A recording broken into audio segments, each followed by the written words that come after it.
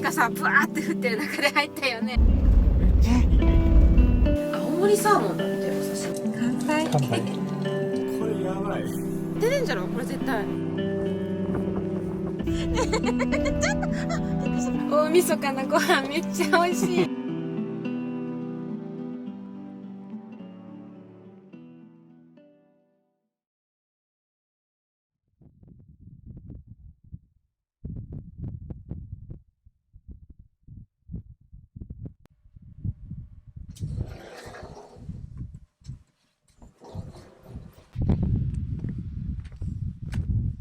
ちょっと雪かきしなきゃね。そうだよね、出れないね今これじゃ。うん。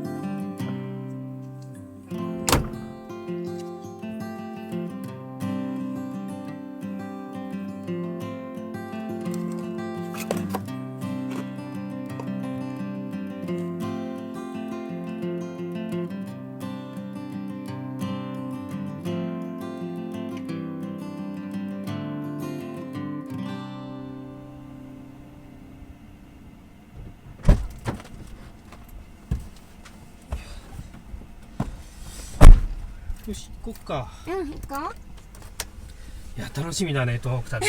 うね。さあ行こうか。行こっか。うん。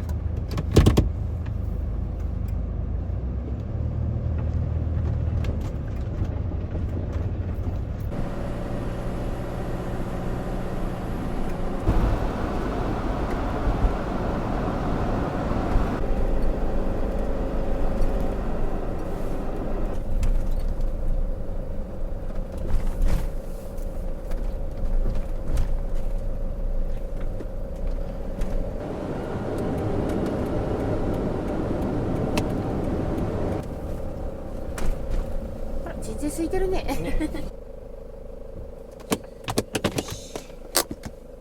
ご飯にしましょう。うん。よ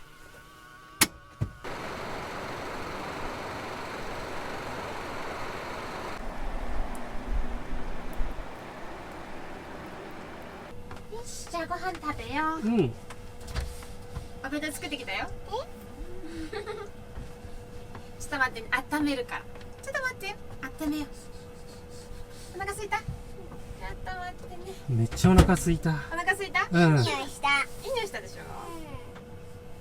せーの、いただきます。お、開けれる？よいしょ、こっか。うん、はい、どうぞ。ね美味しそうだね。こっちがしんちゃんだ。しんちゃん鶏丼好きでしょ。うん大好き。うわうまそう。しんちゃんしっかり食べて、この後も運転頑張ってね。頑張るわ。おいしい。おいしい。よかった。4時間半ぐらいあ、ここから？うん混んでなきゃね。どうだろうね。帰省ラッシュに引っかからなきゃいいんだけどね。そのための夜初だけどわかんないよね。今日どこまで行く感じ？秋田入っちゃう？うん。どこまで行かないと明日が移動で終わっちゃうからね。あ、そっか。行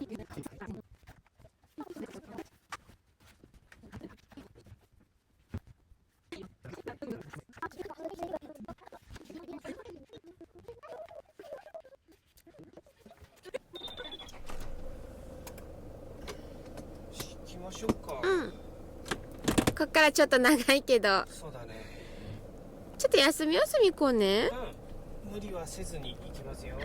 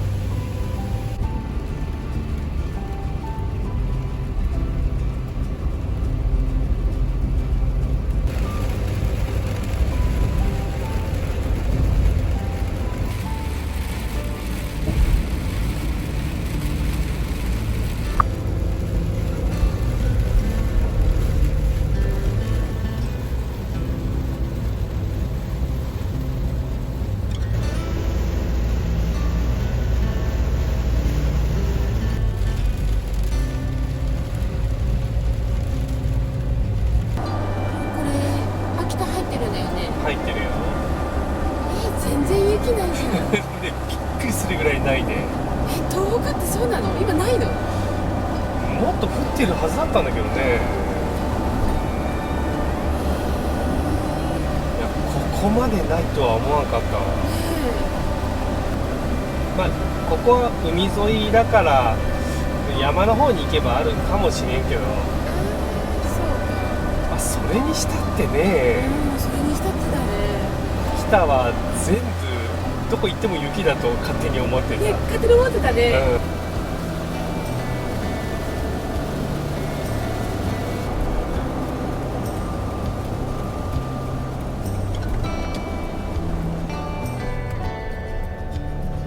混んでたらどうしようと思った。ガラガラだ。ね、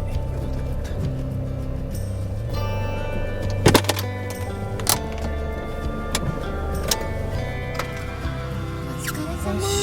お疲れさあ、寝ましょう。寝よう。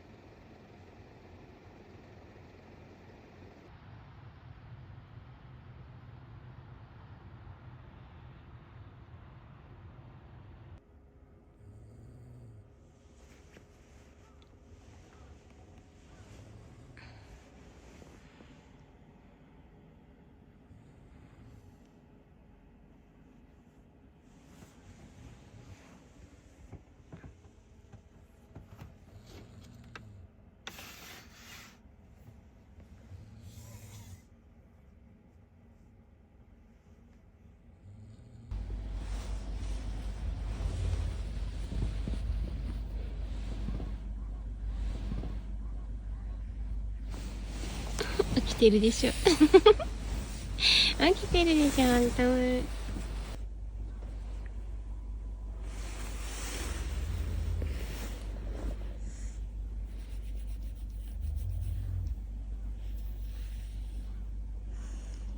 さあ、トイレ行きましょう。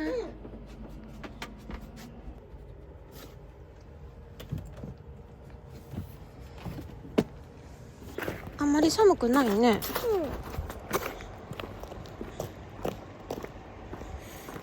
正直はあるけど。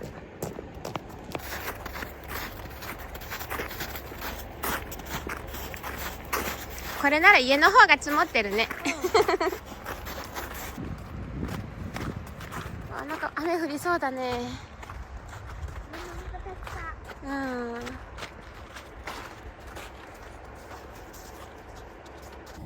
えねえ、これ貸してくれない？いいよ。やったー。じゃあこれをと。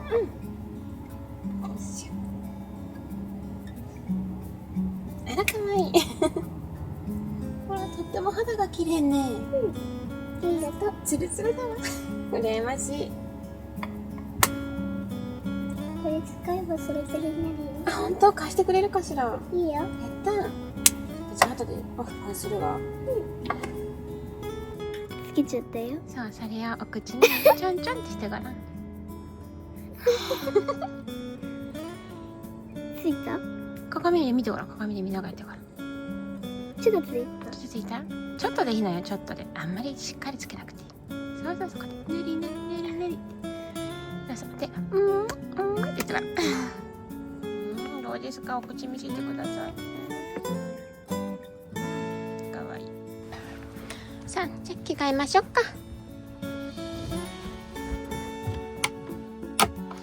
今日何にしようかな、いおりの服。ハート。ハート？どっちがいい？この上のハートか下のハートか。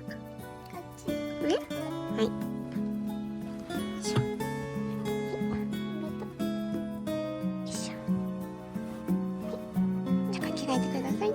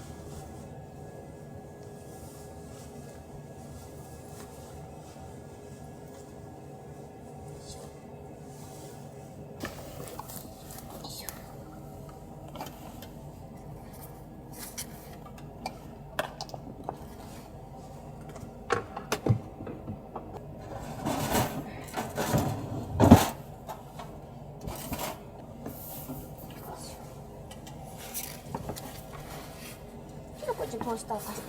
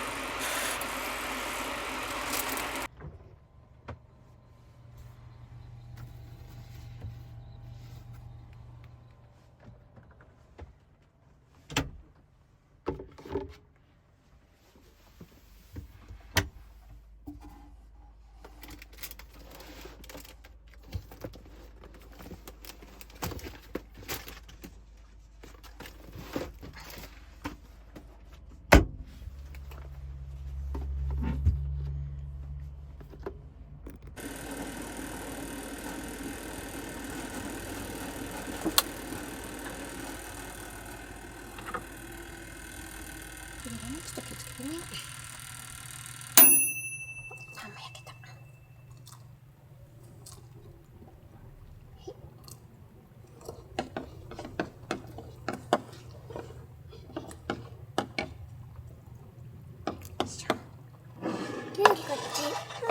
大きい方？うん。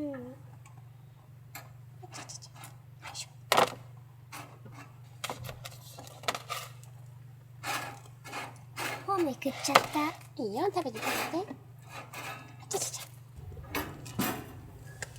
いただきます。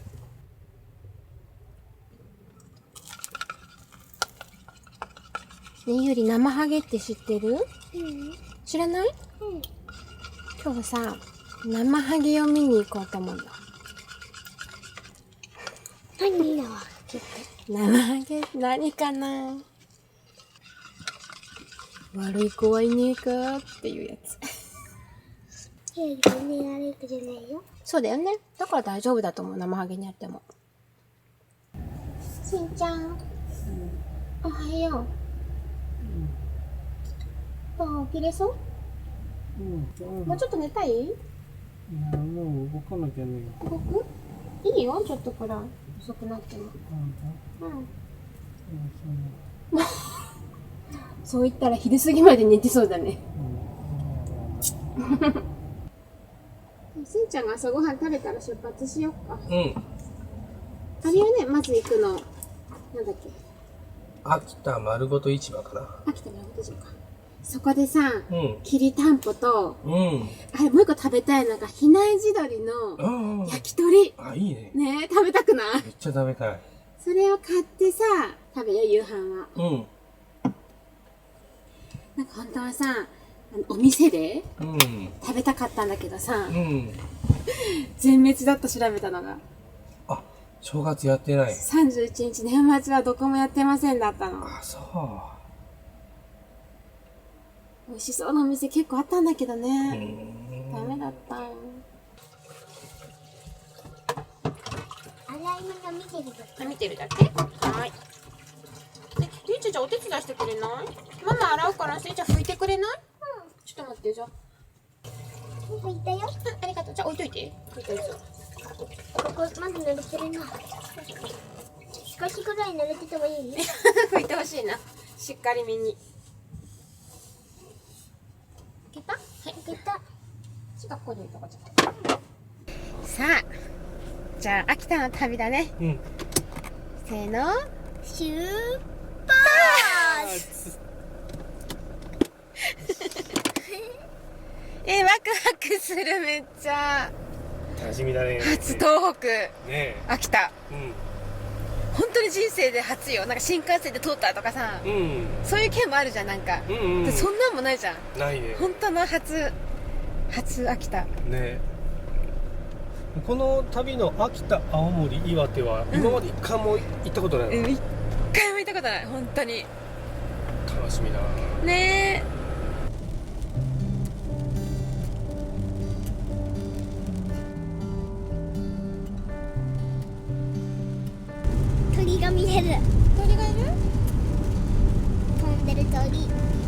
た？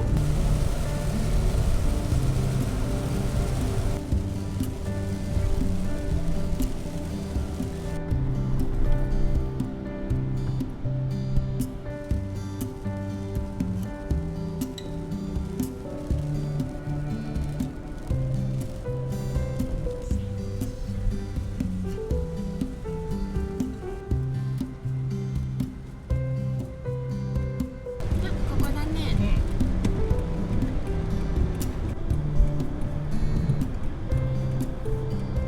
すごい混んでるじゃん。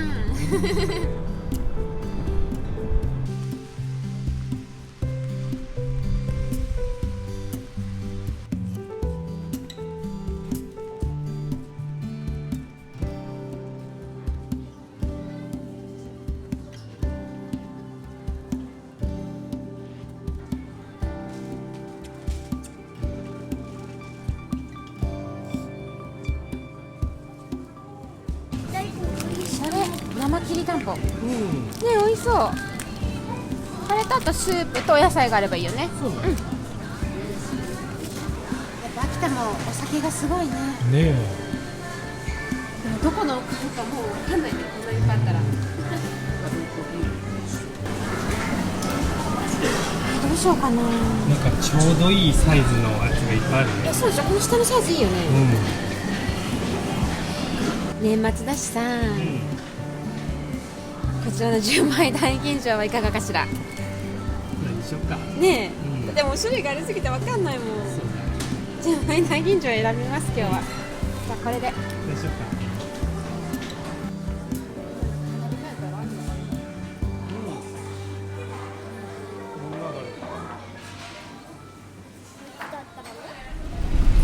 生ハゲのところはちょっと遠いんだっけ？ 1時間ぐらいだね。1時間かかるのか。うん。まあ、道中ちょっと燃料も入れようんうん。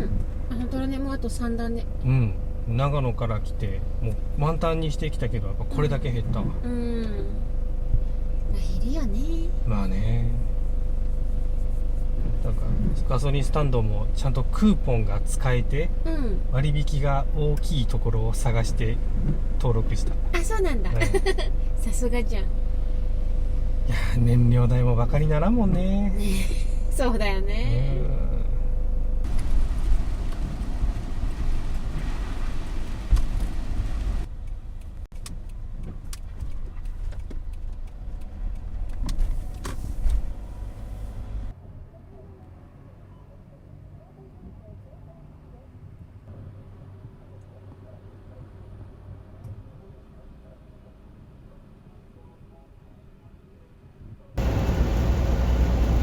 秋田に入ってからさ、すごい風車見かけない？確かにねいいね。こんだけめっちゃある。え。すごい。おお、めっちゃ遠くまでぐるぐるしてる。ちょっとかっこいいね。ちょっとみぞれみたいになってきたね。うん。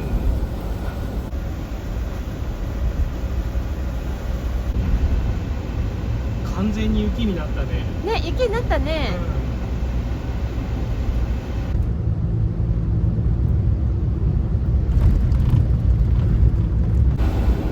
すごい、トンネルが生ハゲだ。口の中に入る。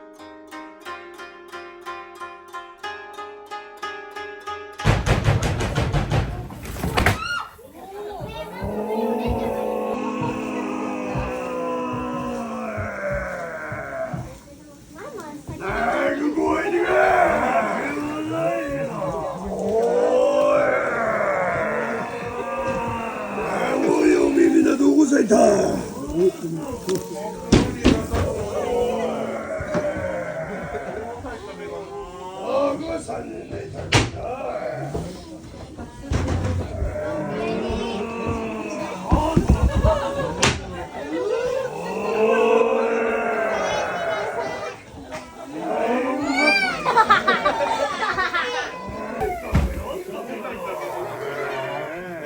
ゃあ中村さん、まずこっち来て休んでください。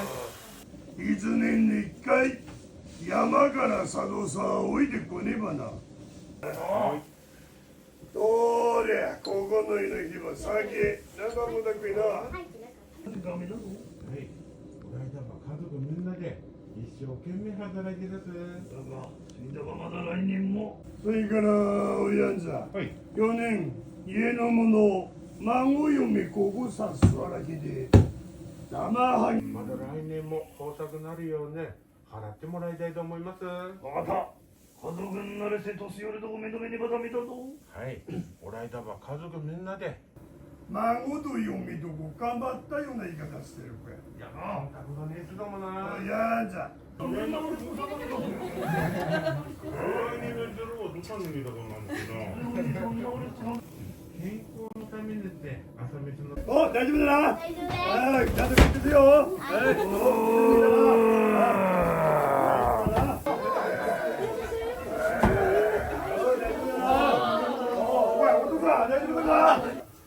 寸山の山さんが出ている伝だけ。はい。いつでも来るからな。バイバイ。いやな、これで皆さん、一年間、気が便利しないようにな。はい、バイバイ。はい。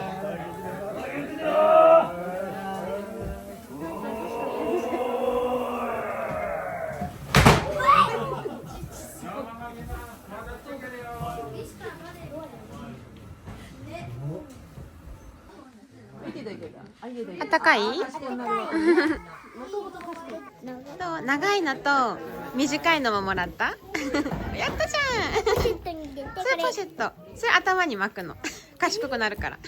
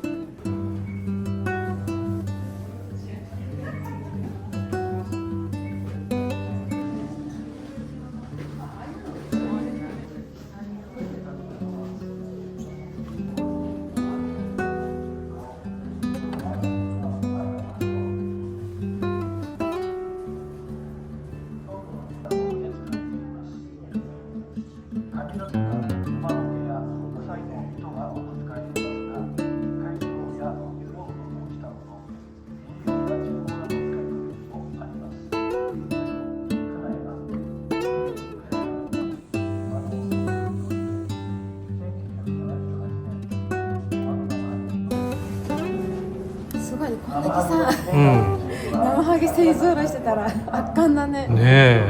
でもめっちゃ面白くない生ハゲの顔。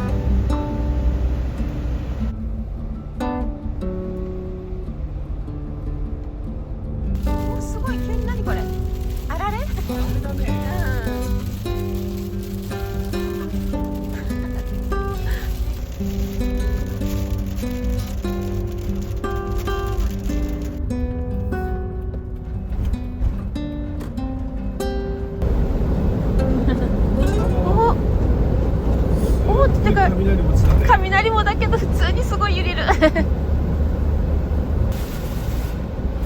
今日本当天気が不安定だね。降るものがコロコロ変わるこれはみぞれかな。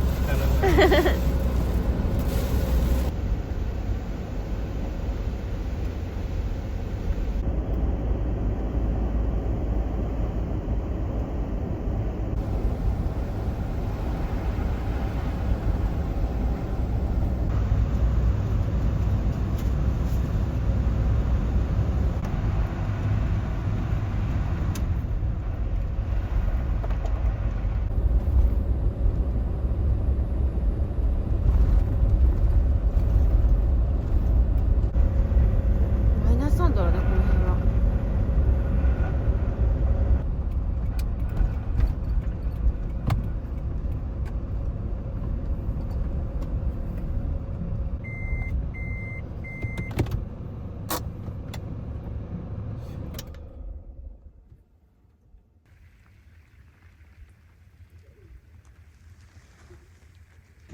すごいね。ねえ。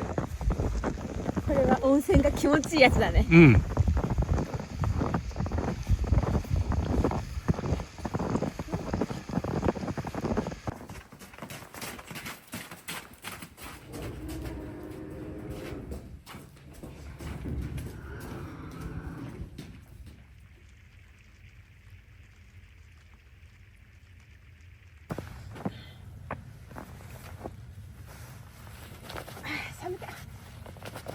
ちょっと外いただけですごいすぐ積もるね。ねえ、すごい。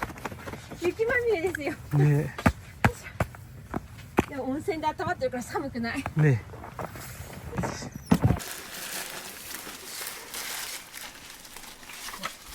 お腹すいためっちゃ入っな。ね。先片付けてから、た。さて作ろうかな。きりたんぽ。ああ、きりたんぽね。うん。初きりたんぽだ。初きりたんぽだね。うん。なんかさ、うん。温泉めちゃくちゃ気持ちよくなかっためっちゃ気持ちよかった。すっごい感動したんだけど。うん。ねえ、露天風呂入った？入った入った。あれ、男湯の方さ、うん。なんか天空の湯みたいな感じで、なんか渡り廊下うん。渡って入れるようになってなかった？そう。めっちゃいいな。あ、女湯の方は違うんだ。違う。普通に露天風呂があったよね。一つだけこう。もうそれでもめちゃくちゃ気持ちよかったよ。そう雪がさ、ブワーって降ってる中で入ったよね。うん。男湯の方、本当に外、うん。雪が積もってる中、20メートルぐらいかな。裸足で歩いていくんよ。専用のスリッパとかなく、なくて？雪に降られながら、雪踏みながら、滑りながら、うん。で使ったらめっちゃ気持ちいい。じゃあ、あとは、きりたんぽで、うあったまろっか。ん。ね。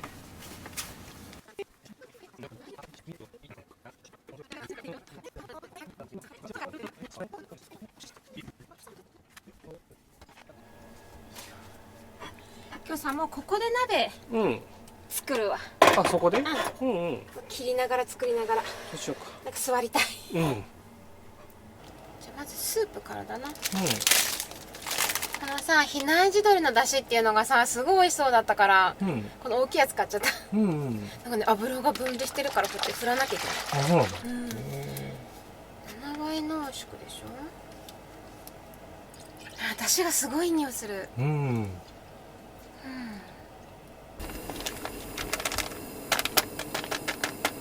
鍋にごぼうがまず初めて。ね地鶏って美味しいよね。ねすごい味出るよねえ。。うん。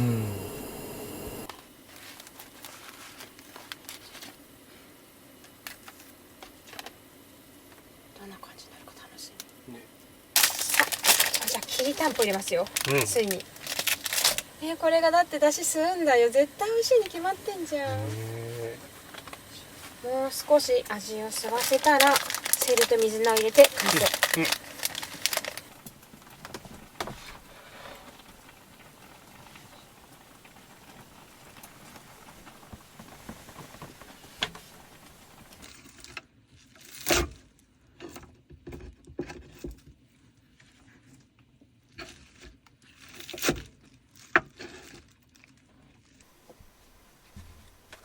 美味しそうじゃない？ねえ、めっちゃうまそ自前大吟醸だからね。うん。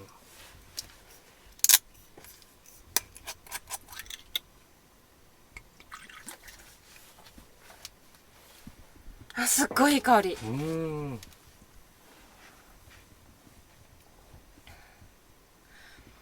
これめちゃくちゃ美味しい。あ、そうなんだ。うん。雪月花かな。かな。すっごく美味しい。うん。美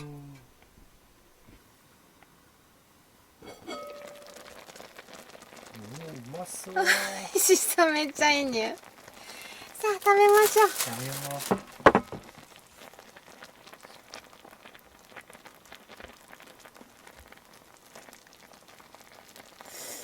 う。もうめちゃめちゃ柔らかくなってるね。もう柔らかくなってすっごい旬でる。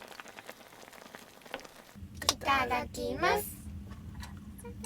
じゃあフーフーして食べてね。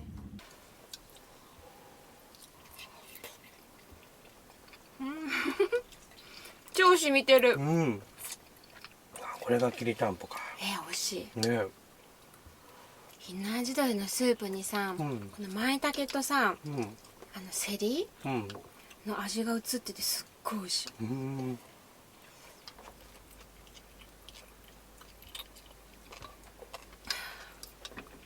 美味しい。大晦日のご飯めっちゃ美味しい。生ハゲよかったな。うん、面白かったね。実演っていうのうん。すっごい良くなかった？ね。迫力があったね。普通にさ、ドア開けるところピカッて、登場シーンの迫力すごかったね。ね。私さ、ユーリが泣くんじゃないかと思って、うん。ちょっとヒヤヒヤしてて、ユーリも一瞬こうやって目がこうまん丸くなってこうやってなってたけど、うん。ね。しかも生ハゲに頭を撫でられた。そうじゃなでなでしてもらったね。お前はいい子だってそれがね。もうみそかは飽きたか。そうだよ。ね。で、元旦は青森だよね。うん。なんだっけ、八甲田ロープウェイうん。乗れたらいいんだけどね。そうだね。日本三大樹氷か。うんうん。それを見たいんよね。風が強かったらすぐに運休するよね。そうそうそうそう。ここ数日さ、毎回チェックしてるんだけど、うん。大体止まってなかった。うん。ねえ。だから、一応その八甲田ロープウェイで行く予定にしといて、止まってたら十和田湖うんうん。ちょっと見に行ったりとかね。そう。展望台もいくつかあるみたいですね。でそのままちょっとさ、大間に行きたいじゃん。あ、もう一気に北の方に。そう行きたいのよ。大間は絶対行きたいかって。青森に来たんだったら本州最北端っていうの、うん。絶対行きたいじゃん。そうだね。でもすごい距離じゃん。うん。まあロープウェイ行けたとして、うんで何時に降りてくるかそれ次第で考えそうだようか。ね。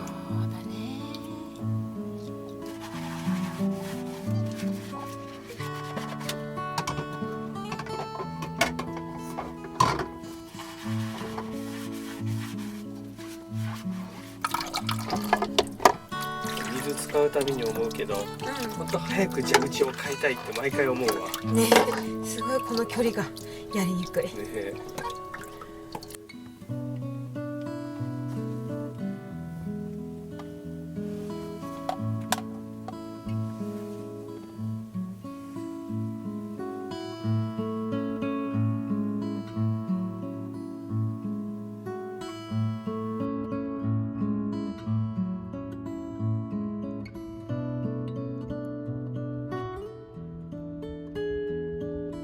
生ハゲしてますか。うん。あ、確かに生ハゲ飾ってみようかな。あ、今日買ったやつか。はいはいはい。なんかここが縁起物コーナーになってきた。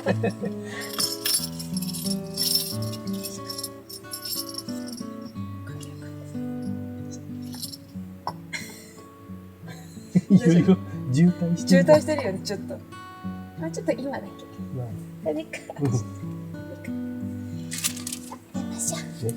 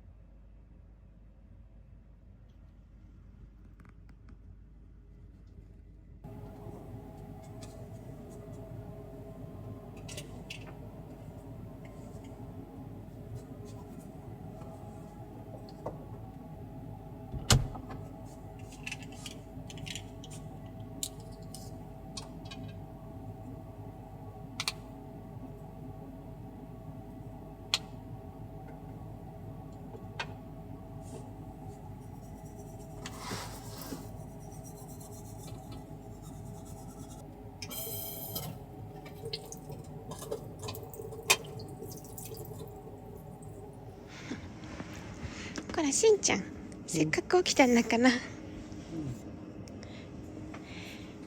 これさ除雪機来てないんだけどさ、出れるかな。前の車だってさタイヤ半分以上埋まってるよ。マジで。うん。ちょっととりあえず起きてよ。そこ気持ちいいの分かるけどさ。ゆう起きた。ゆうちゃん早う。早いよ。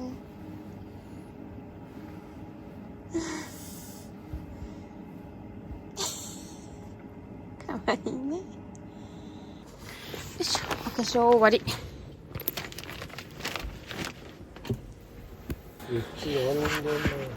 ね、まだ降ってるね。っていうかめっちゃ積もってんじゃん。めっちゃ積もってるよ。あ、タイヤ半分ぐらいってさっき聞こえたつもりだったけど、半分以上埋まってんじゃん。そうよ、半分以上だよ、あれ。あ、奥に除雪車来てるね。見えない。いる？いるいる、動いてる。あ、ほんとだ、黄色いの来てるね。でもこっちまではなかなか来んわ。確かに、いつ来るんだろう、こっち。これ、いや、俺らで除雪しないとこれ出れない、動かないような気がする。ちょっととりあえず外から車の状態見とく。うん、ちょっと出てみよでも今もうちょっとで7時になるから出たいんだけどな。もう出たいね。ねえ。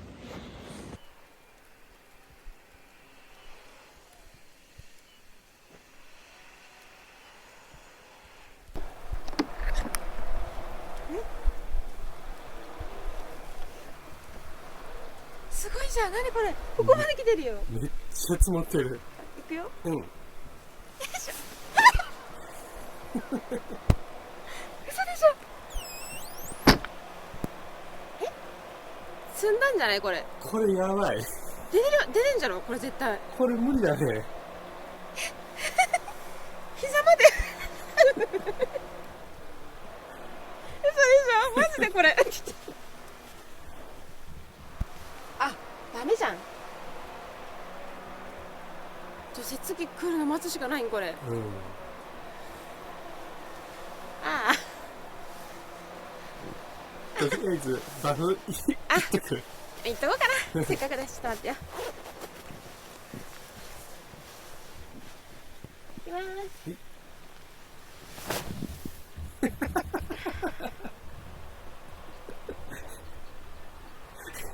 漏れた、完全に。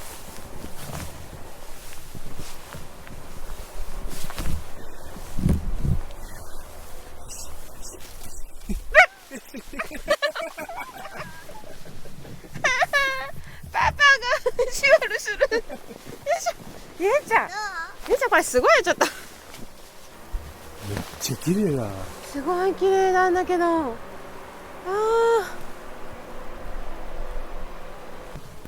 いやー、あやかもう膝上ー、いや、うん。まで積もってる。膝、ちょうど膝上だね。膝だか。いやー、これはやばいな。気持ちいいね。ねえ。やっ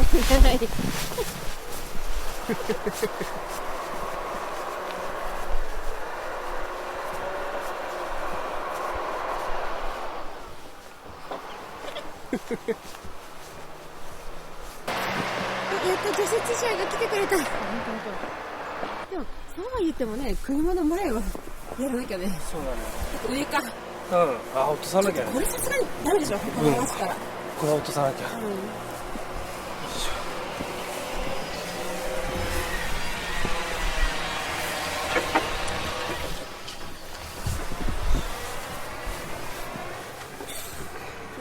ドアも開きませんね、それ。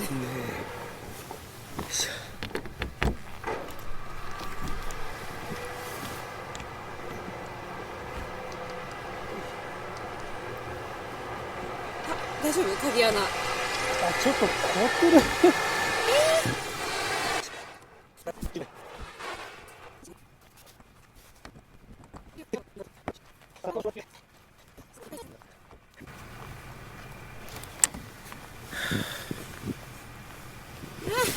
ちゃん諦めないで。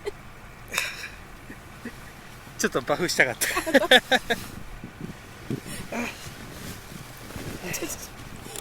雪まみれになったよ。すごいね。あ、いた。よかったよかった。バフのおかげだ。よっしゃ。よっしゃ。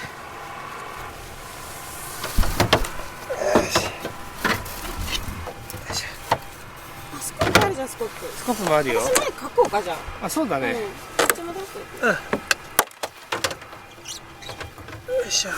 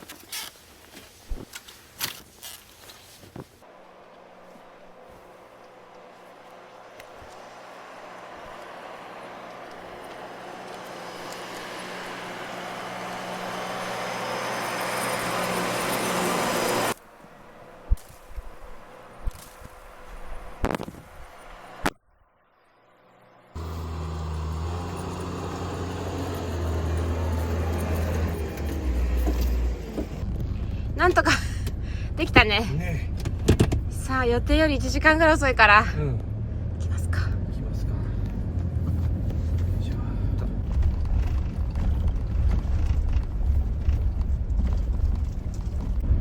あ。さあ、ここから1時間だよね。そうだね。一応なんかロープウェイのインスタ見たらさ、うん。ちゃんと9時から運行予定ってなってるからうんうん。大丈夫かな。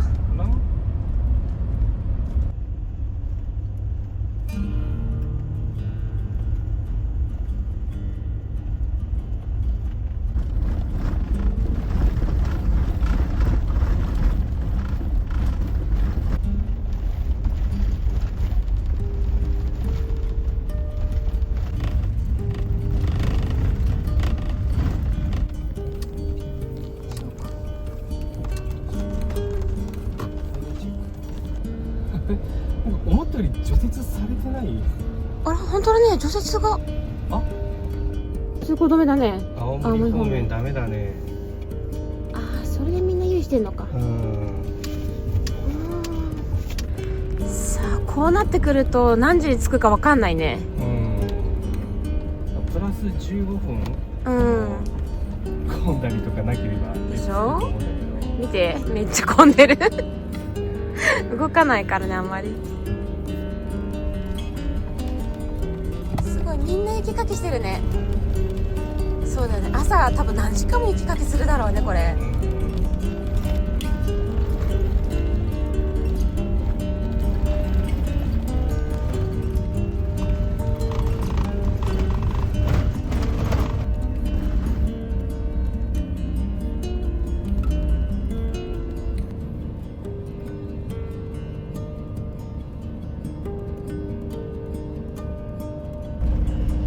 マップ見たらさ、もうとっくに青森入ってた。そうなんだ。うん。県境の標識とか見当たらなかったんだけどね。雪で隠れてそうかもね。青森です。た。青森。ねすごい青森。え。これぞ冬の東北って感じがする。ね。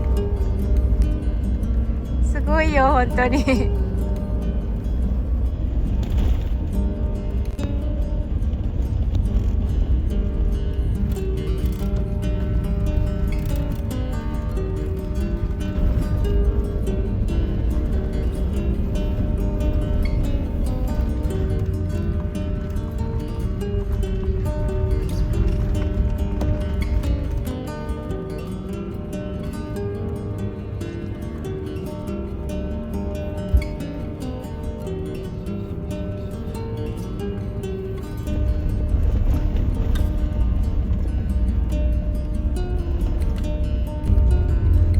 とよく降るね。これロープウェイ上がってもさ、景色は見れないだろうね。ああ、そうだろうね。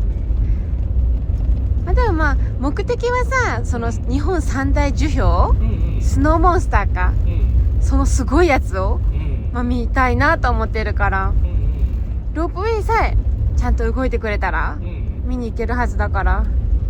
今のところ運行休止は出てないよね。そうだね、雪はね強いけど風がそうでもないから、ロープウェイ止まるの風だもんね。そうだね。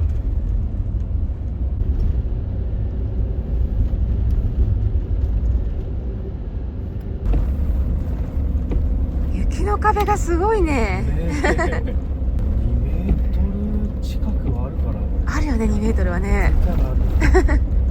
すごい。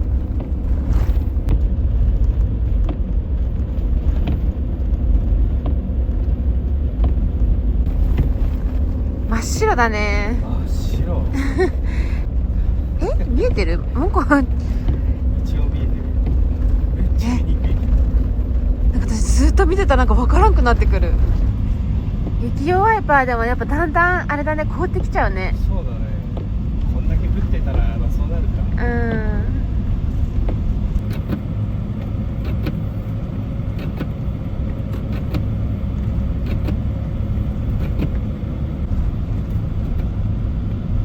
ここ着いた？あー、お疲れ。無事着いたね。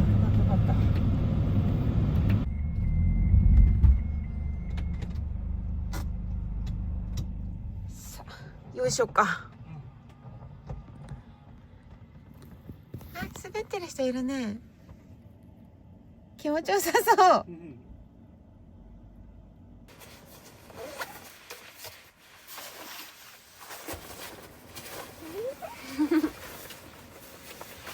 どんなかな、樹氷ね。ねえ、めっちゃ楽しみ。すんごいの見れるんじゃない？ねえ。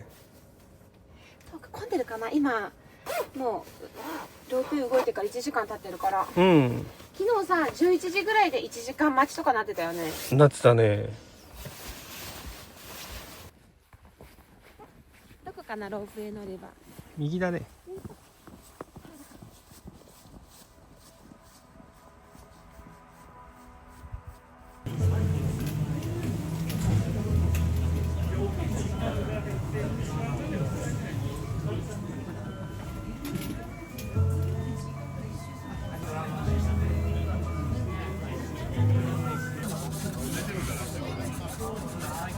本日はコーラロープウェイ。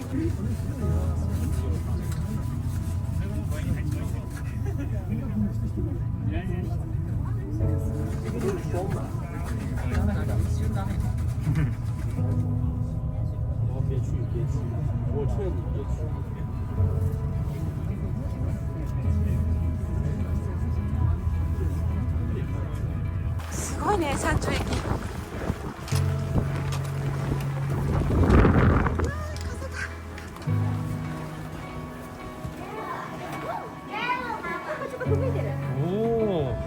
結構待って、真っ白でわからない。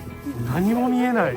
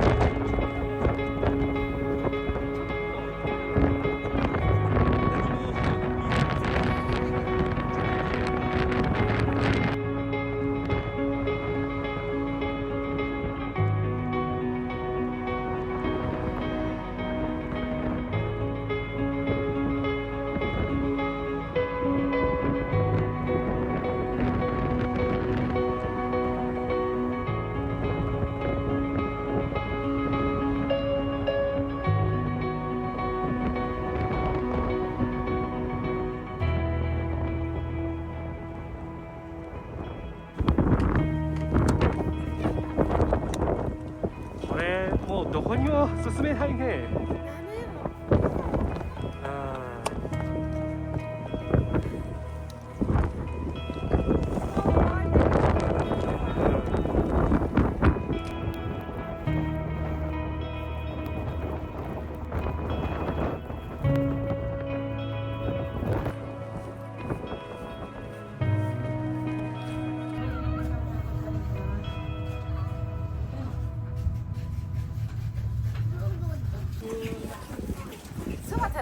あ、そうしよっか。じゃあ、うん後ほどよろしくお願いします。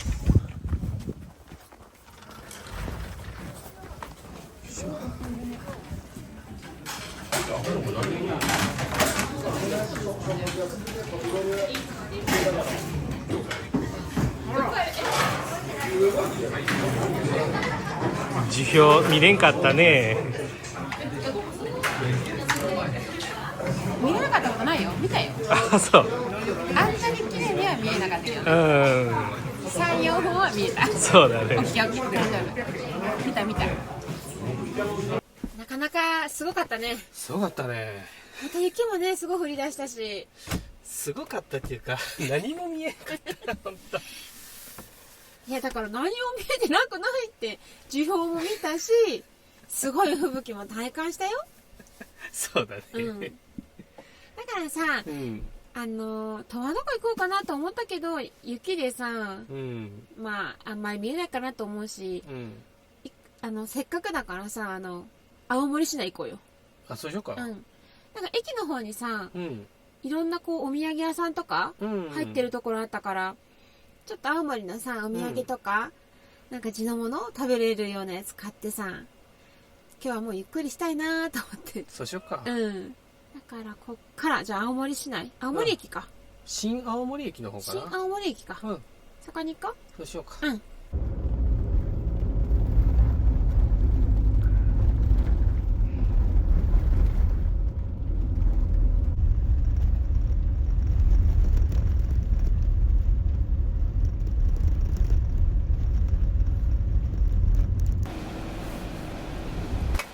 山道降りるとほっとするね。うん。ね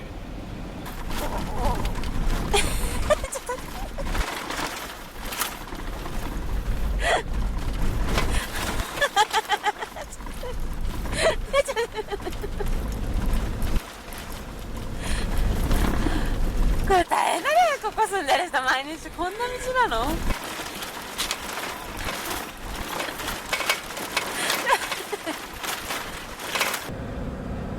これ目の前のが駅？これだね。うん。駐車場はこの手前のとこだね。よいしょよいしょよいしょよいしょ。入り口も大変だね。お疲れ様。なかなかの道だったね。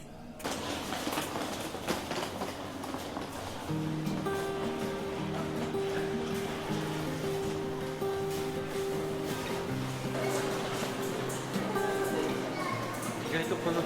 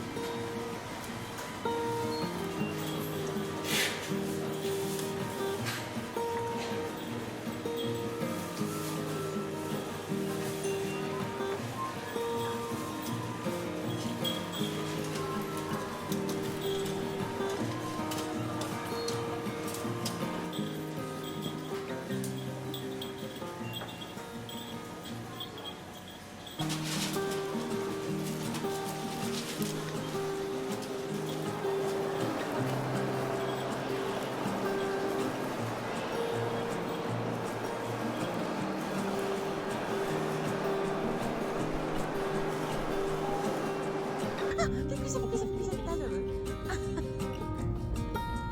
ああ、大変。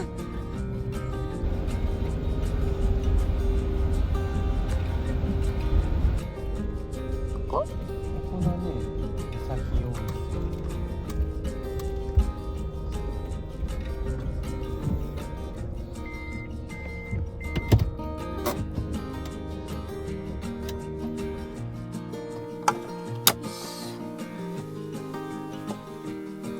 タオルがあと2回分だから、あさって洗濯しなきゃだね。そう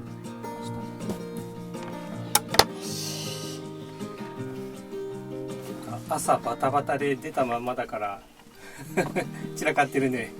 待って布団ももうまとめてバーって上にあげたしさ、うん今このスノーウェアも全部ここで乾かし中だからうんうんぐちゃぐちゃだよ。ねしかもポーズで家で本読んで変なポーズで本読んでる子もいるし、戻ってきてからうんちょっと寝床に行って片付けよう、ご飯の前にね。なんかね、ここの温泉うんエメラルドグリーンの泉質って書いてあった。へ昨日が茶色じゃん、えうん今度エメラルドグリーンだよ楽しみだね、楽しみだね。よし、行きましょう。じゃ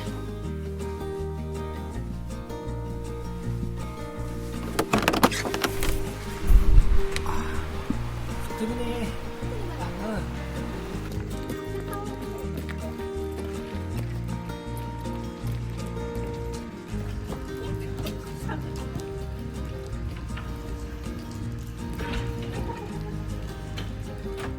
あら、気持ちよかったね。気持ちよかったね。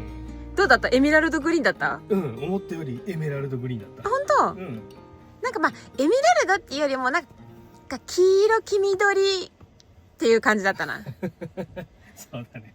や、めちゃくちゃ気持ちよかったよ。うん嫌だったね。ちょっとさ厚めなんだけどさ、うんちゃんと子供用用のお風呂みたいなのもあって、うんちゃんとぬるくしてあるのもあったからさ、あそうなんだもうそういうのがすごい助かる。うんうんじゃあこのまま寝床だね。うんうん。で途中でちょっと早めに給油するわ。あ、うん、わかった。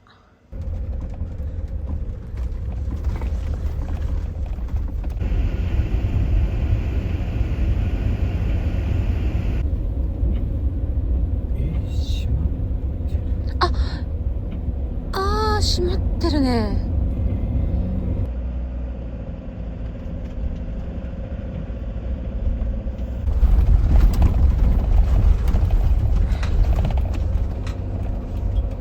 ちょっと給油しようと思ったけど、もうん。うどこも閉まってる。本当だね。お正月だからかな、やっぱり。普段の営業時間はまだ空いてるとこばっか探したけど、うん。もうそれでも閉まってるからまあ燃料は全然持つから、うん。このままもう寝床行くわ。あ、わかった。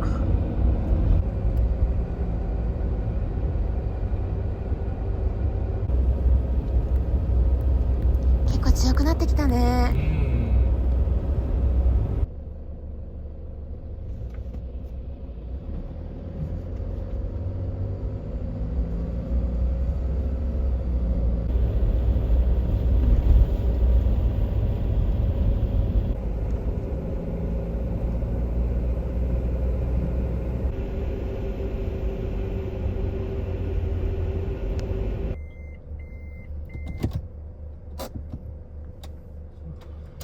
さあ、ご飯食べますか。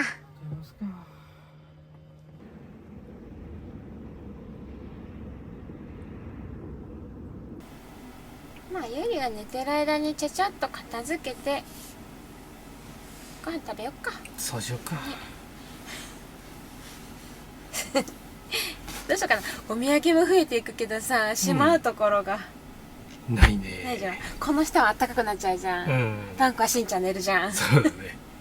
かといってマルチルームあんまり詰め込むとトイレ使えなくなっちゃうじゃん。なんかマルチルームガシャンと落としたよ。あマジで、ほらやっぱり落ちてる。あ本当だ。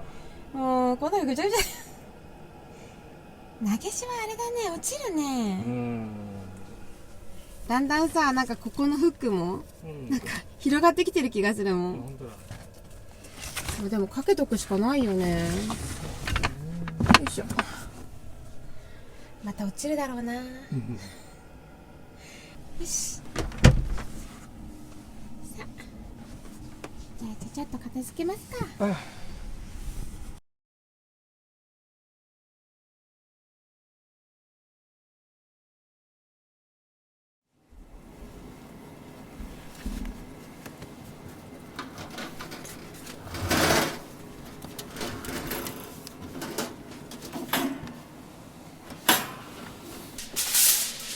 すっごい美味しそうなコロッケ売ってたからさ、それはちょっと焼いた方がいいよね。絶対そうだね。牛肉入りコロッケとかぼちゃコロッケ。うん、いいね。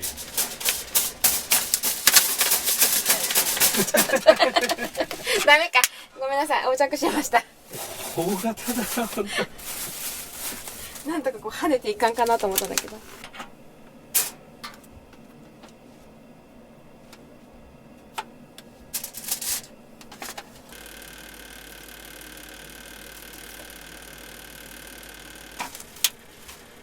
カリエルのお弁当見て、すごいそうじゃないこれ。あ、美味しそうだね。ねえ、はい、ちいちゃんこれ持っててください。あむ。あ、そうだ、ハムが食べた。4枚入り。そのまんまだね、ハム。大好きよ。ハム大好きだよ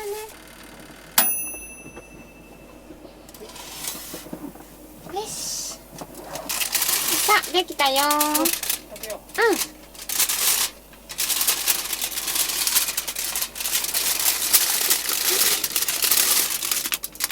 せーの。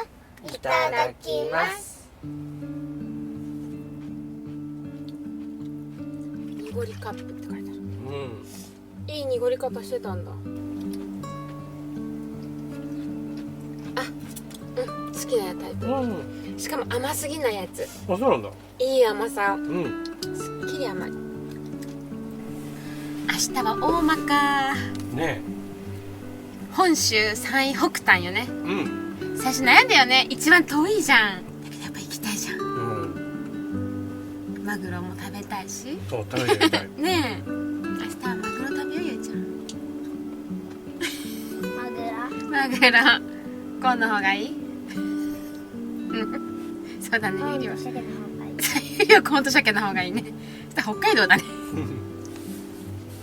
北海道がいい。いつか行こうね北海道はじゃあね。フェリー乗んなきゃダメ。そう、フェリー乗りたいのママは。予定がだいたい立ててはきたけど、若干やっぱ狂ってくるね。うん。思うように移動がうまくいかないのと、びっくりするぐらい吹雪いてたりとかするから。まあね。あと寝床に着くのが思ったよりも遅くなるかもと思ったら、泊まる場所をちょっと別のところ手前にとかも必要だし。で最初今日大間まで行く予定だったもんね、うん当初は。でも絶対無理だってなってね。そう。どうしてもね有利な寝る時間があるからね。今日の洗い物はこんだけ。楽だね。さて、さあゆうちゃん歯磨きしましょう。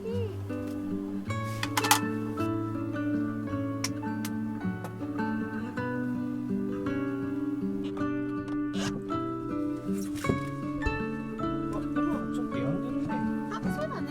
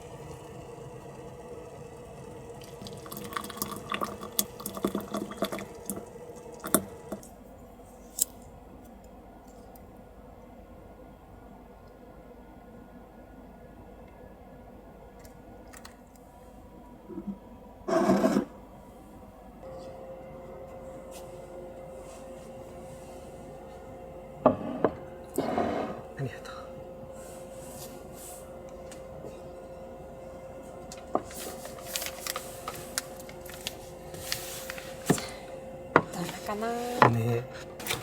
結構大きいからうん。食べきれないと思ってさっきから冷凍庫に入れちゃったんだよね。あ、そうなんだ。うん。いやすぐ食べるのに一回切ってから冷凍すればよかった。あ、でもなんかねまあまあ硬くなっちゃう。ちょっと硬くなっちゃったね。うん。まあでも食べれん硬さじゃないと思う。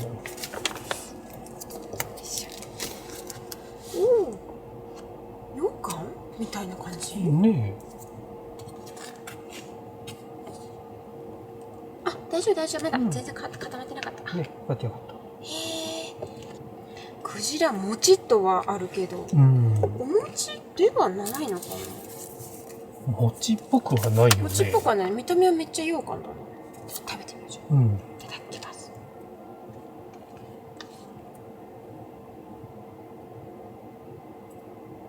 羊羹かと思ったらすごい優しい味だし、うん。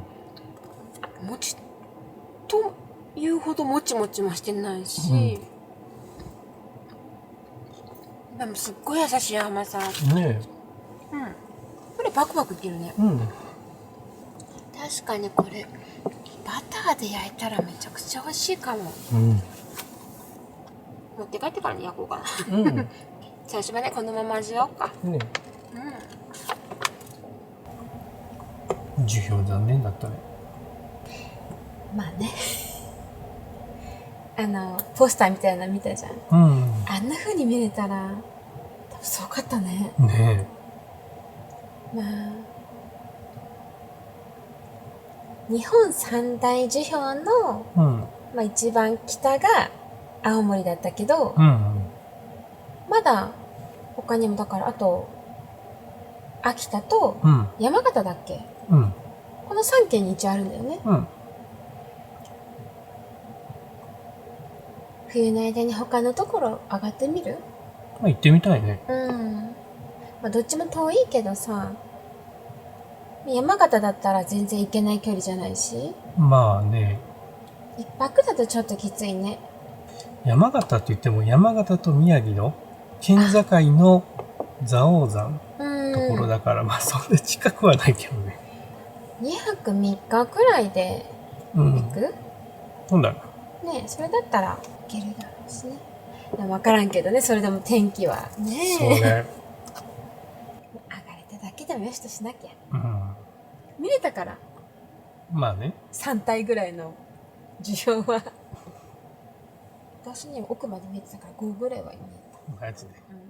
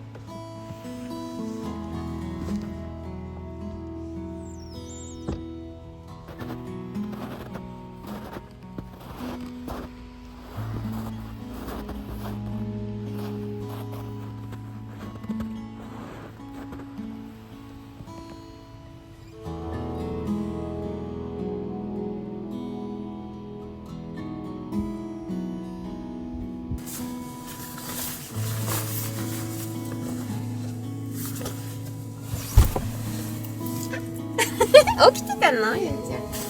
おはよう。ママが外に行ったので起きちゃった。そんなことね。おはよう。现在哪些个行？すごいお腹すいた。昨日さ、コンビニで見つけたパン。イギリストーストだって。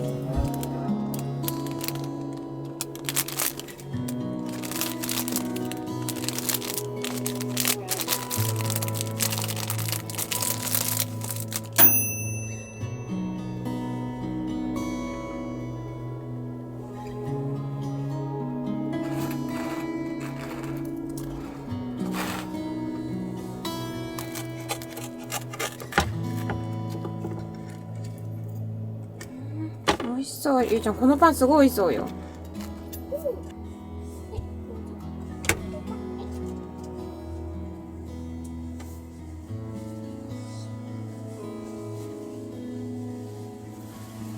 せーの、いただきます。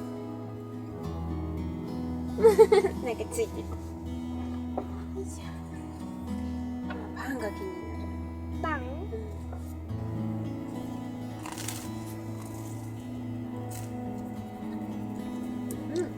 これ美味しい。ゆうちゃん、これ食べてみて、めっちゃ美味しいよ。絶対好きより。これ美味しいね。うん。美味しいよね。ママこれ好き。大好き。大好き。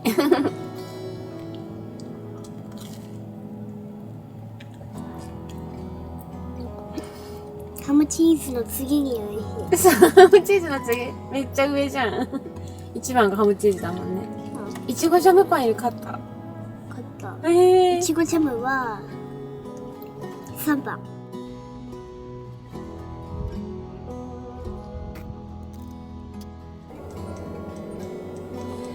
大間寒いだろうな。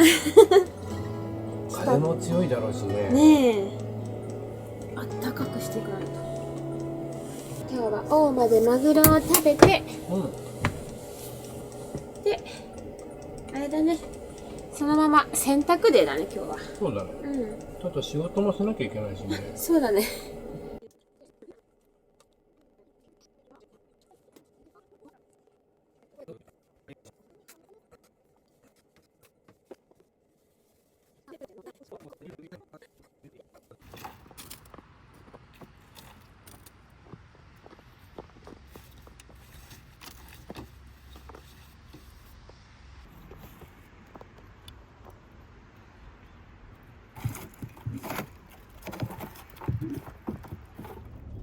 本当に嬉しいんだけど、最北端とかね行ける日が来ると思わなかったえ。な。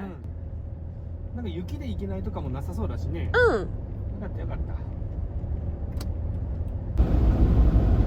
今日はこう視界がクリアでうん。気持ちいいね。ねえ。道も平坦でね走りやすいわ。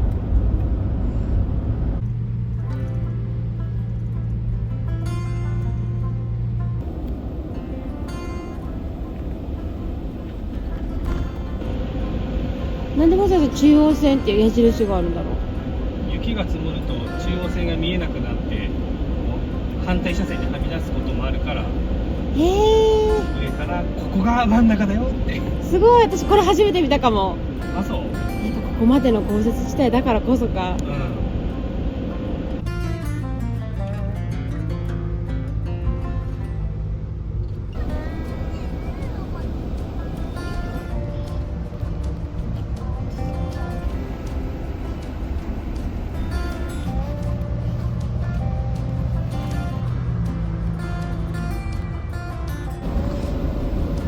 なんか東北来てからさ、すごい天気がコロコロ変わるね。変わるね。ね今日は日も出てるから降らないかなと思ったら普通に降ってる。降ってるね。でも場所によっても全然雪の量が違うね。ね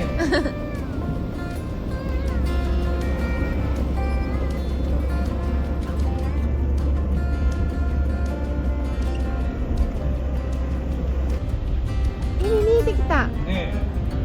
ちょっと激しいね。あ、激しいね。すごい荒ぶってる。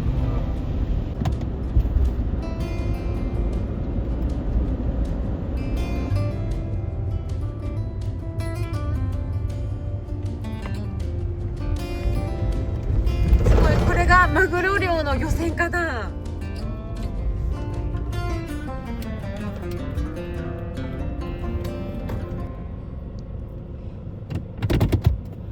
ねえねえ、目の前に見えてるのが、あそこが最北端なんじゃない？ねちょっと行こう行こう。行こカモメがすごいね。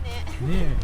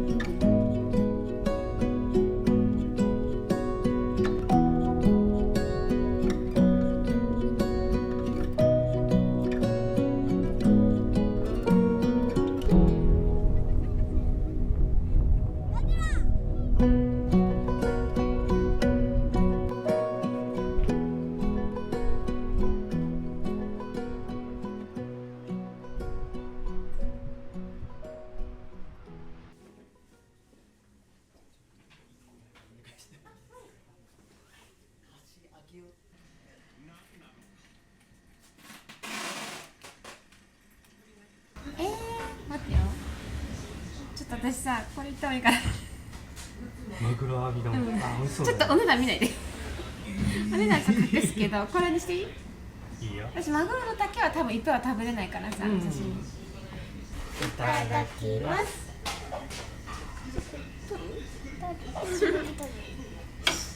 せーの。めっちゃ美味しそう。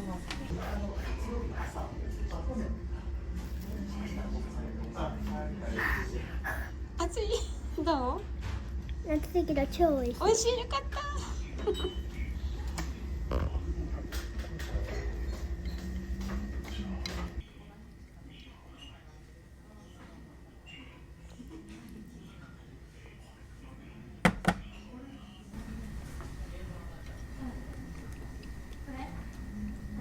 めっちゃ美味しい。私さ、お刺身でマグロって基本食べれないんだけどさ、めちゃくちゃ美味しい。めっちゃ美味しい。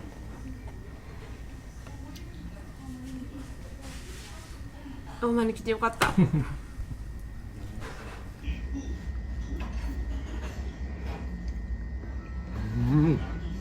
めっちゃ美味しくない？いや、もうこんなの綺麗だもん。美味しくないわけないじゃんね。めっちゃうまい。よかったね。来てよかったね、最北端。あれうまっ。すごい感動してるよ、私は今大間に。いいちゃんの唐揚げもらうね。めっちゃ美味しい。めっちゃ美味しい。あ、じゃあちょっと1回目はこのまま食べて。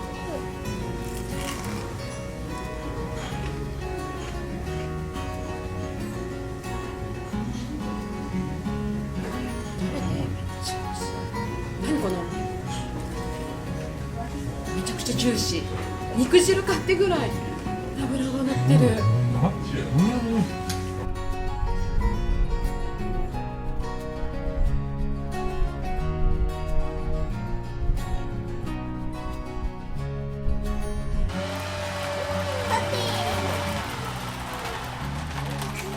これ。ちょうどこれだね。はい。連絡が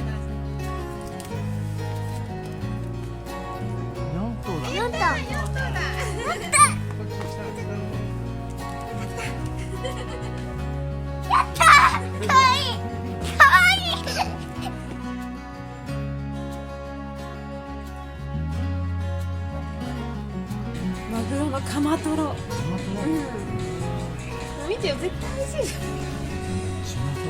んねえ。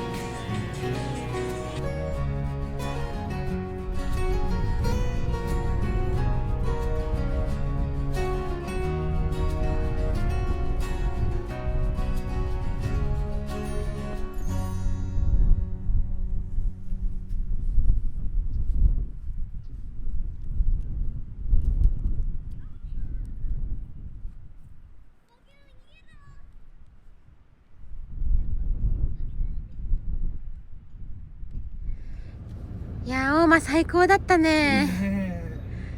いやマグロうまかっためちゃくちゃ美味しかった。あ初めて人生でマグロが美味しいって思ったの。ーいやここまでうまいと思わなかった。ねえ、お刺身が苦手な私でも大間のマグロは食べれる。またこのテントサイトとかでね、一泊もしてみたかったけど、洗濯と仕事をしなきゃいけないから、そうだね。じゃあ移動しますか。で道中さ、ちょっと、今日の晩ご飯買わなきゃいけないから、ちょっと道の駅寄ろうかな。そうしようか。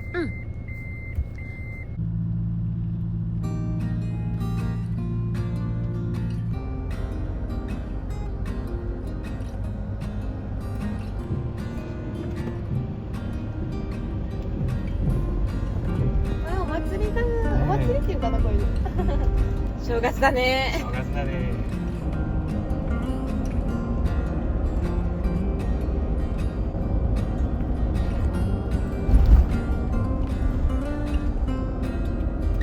給油します。この旅2回目か。2回目だね。よかったね。なかなか空いてるところなかったもんね。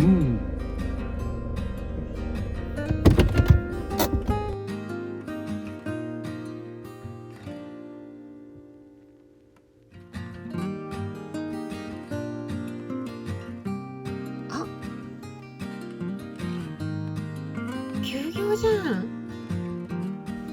今日休みだ。休みじゃん。入れるようになったからいけるんだと思った。も困った。う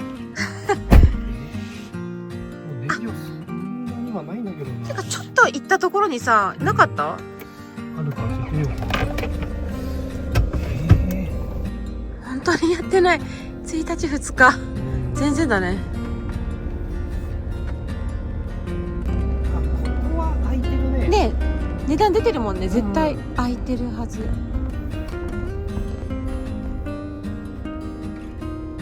いてる。なんか画面が暗いけど。あ、着いた着いた。あ、着いた。あ、よかった。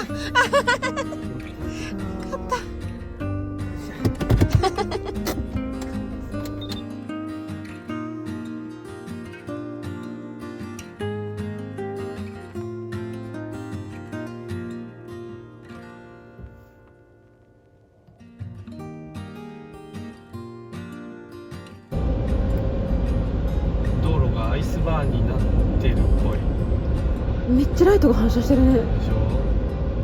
怖い怖い。これは怖い。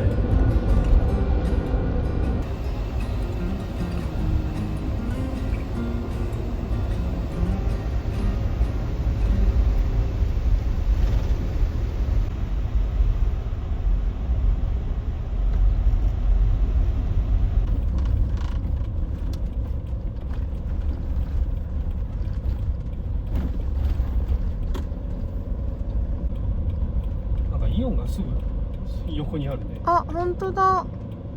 なんか足りないものあったらあっちで買えるね。ね。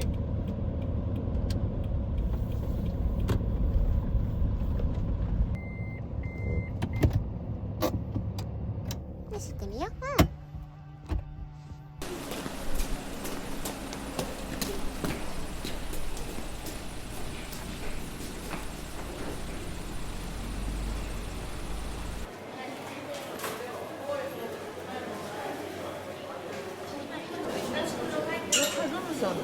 やっぱ青森といったらニンニクだね。でも車中飯にニンニクはダメでしょ。ねえ、すごい美味しそうだけど、この黒ニンニクとかさ、食べてみたいけどダメだよね。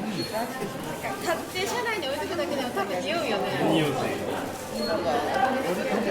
広いんだけどさ、全然物がないんだけど。雪だから全然用事がないのか。あるかな、食べ物。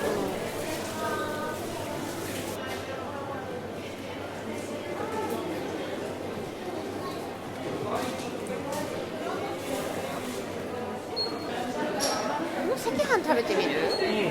なんかさ、うちの辺の赤飯は甘いですよって。甘い赤飯食べたことなかった。そうでしょ。本当。あ、まだあったかいよ。うん、出来たて。これにしよっか。これと、ねえねえ、お餅も買おうよ。これでさ、お汁粉しない？そうだね。ねえ。小学生のお汁粉。そうでしょ。これと買おう。あとはメインだな。何にしようかな。思ったより何もない。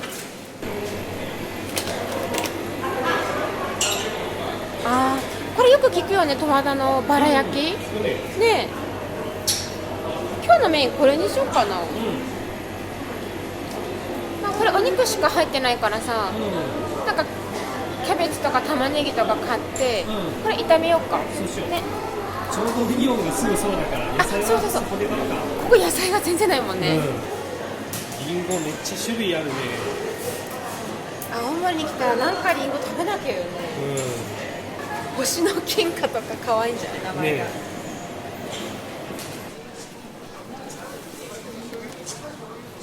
なんか美味しそうな卵だけど、こんなにいらないよね。これにしようかな。卵がうまいんです、バームクーヘン。ねえ。3時のおやつ。そう。じゃあこれとさ、こっちにコーヒーあったから、これのやつにする？ね。よし。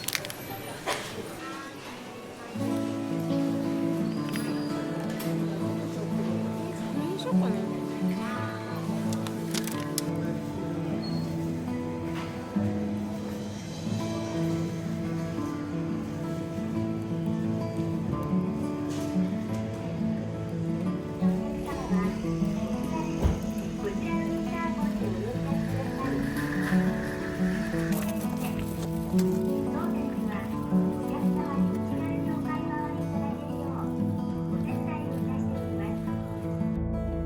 これで必要なものは全部買えたかな。そうだね。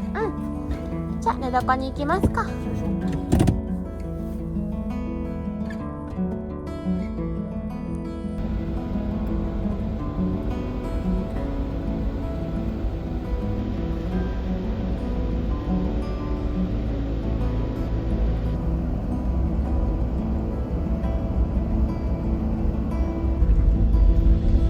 の道すごい気持ちいいね。両サイドが田んぼだからめっちゃ開けてる。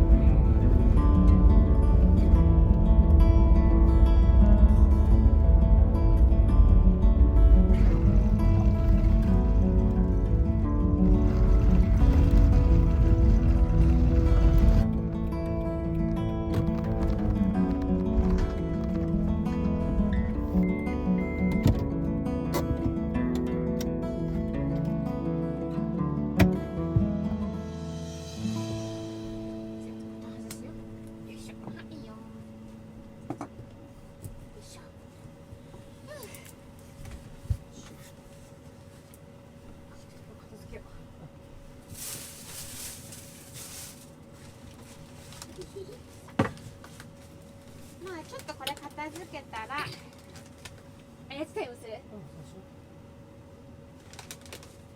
ユージはこれだよね。これ美味しそう、ワッフル、チョコレート付きワッ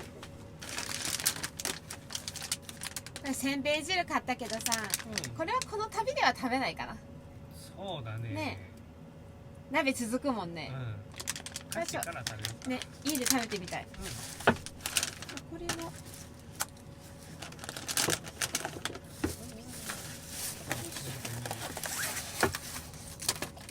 黒ごと食べた。本当だね。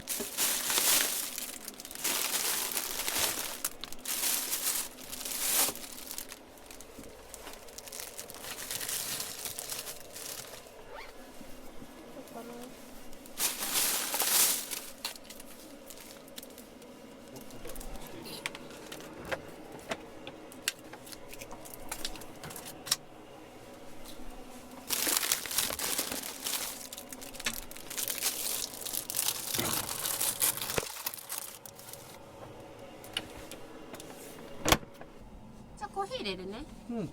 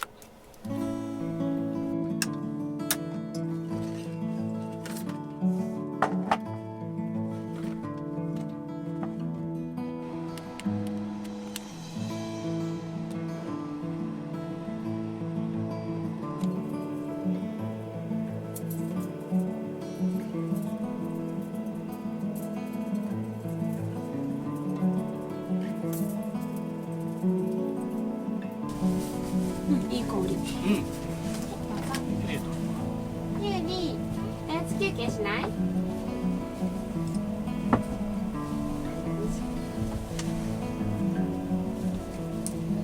ジュース飲むよね。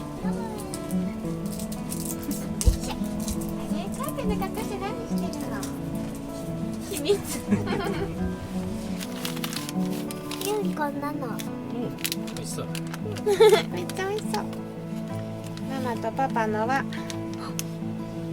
なんか触り心地が違う。超しっとりしてる。卵がうまいんです。美味しい。なんか卵の味するわ。ちょっと食べさせて。はい。美味しい。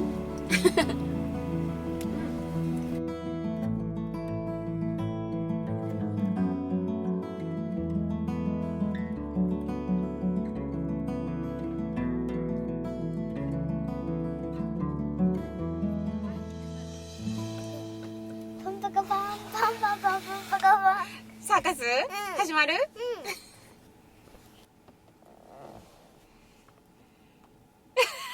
か出てきた。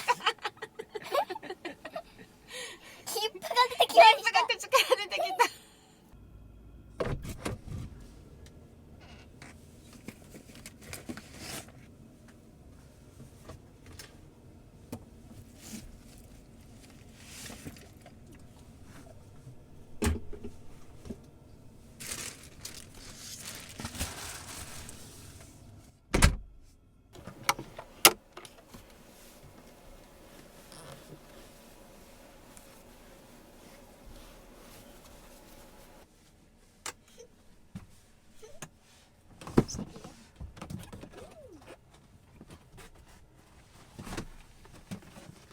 ちっちゃい三日月。あ、本当だ。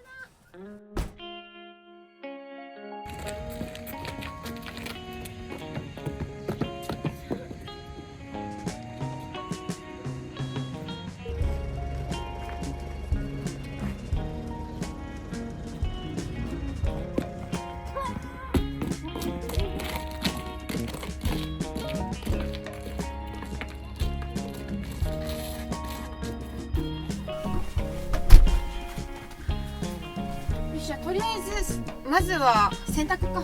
そうだね。じゃあ、今着とる服もさ洗濯したいけん、明日着る服に着替えて、でこれも洗濯しよう。ふりました。これと、よいしょ。マルチルームからさ、洗濯物の大きい、そうそれかけてどっさりだからもう。すごいな。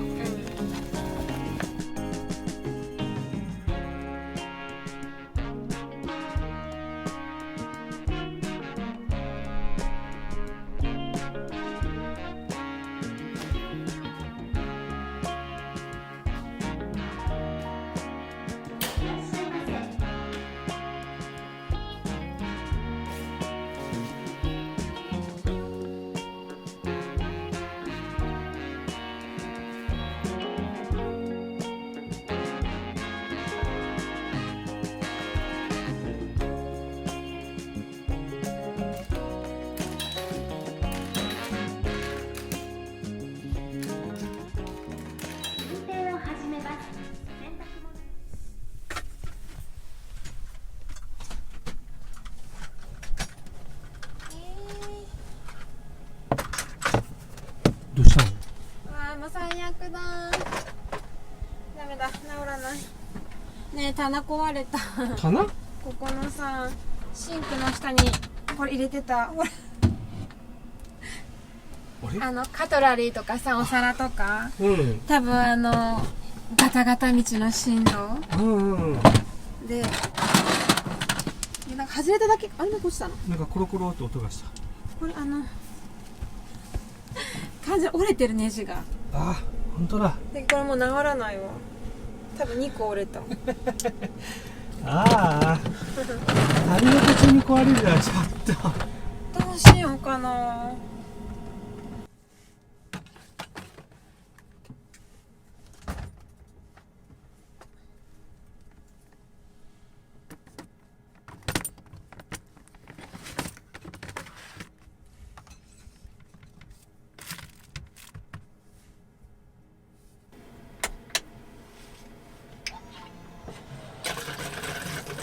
あ、この家の音がするな。あ、もうなくなりそうだね。もうなくなるね。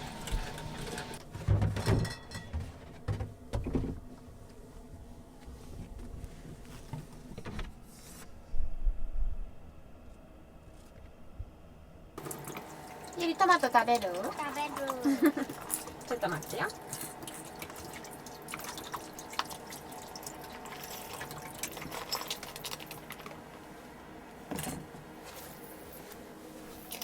はい、お口開けてください。はい、どうぞ。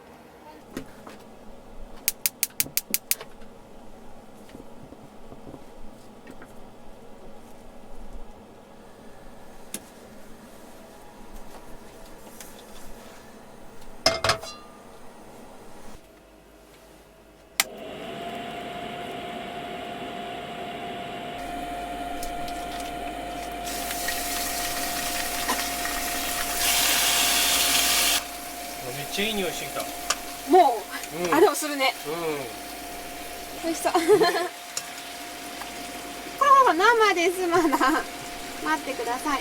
お腹空いた？ん。めっちゃ生えた。お腹空いたね。うん。これあんまり野菜入れたらさ、味薄くなっちゃうかな。まあ大丈夫っしょ。野菜欲しいもんね。うん。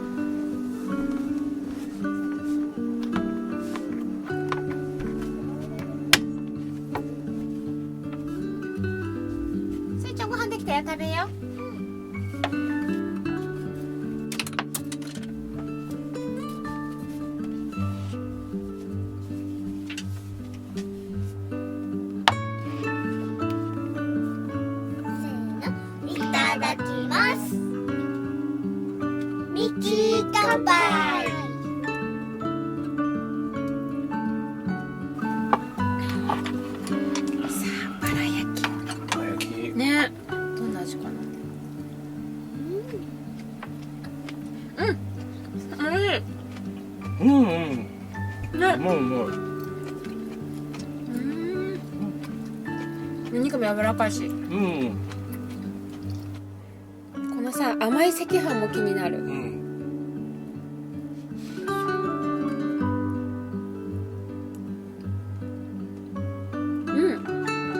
甘い。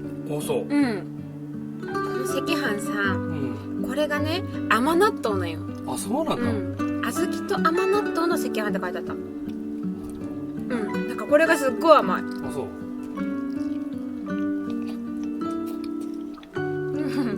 めっちゃ美味しいこの甘い赤飯。甘いって言っても全然甘すぎないよ。優しい甘さ。これ好きです絶対ゆり。ねえ。甘納豆入れるか。甘納豆の赤飯いい。すっごい気に入ったこれ。明日ってどうするんだったっ明日？け？あ、そうよ。明日のことちゃんと決めないと。南部鉄器、岩手県内で名産地2つある。盛岡市の岩中と奥州市のおいげっていう2つがあるってこと？どうしよう。距離が離れてるんだったら他のところとこう回りやすいところの方にしようかな。全部盛岡市内で冷麺とか含めて済ませるか。まあその方が楽かな。どっちも見てみたいけどね。まあね。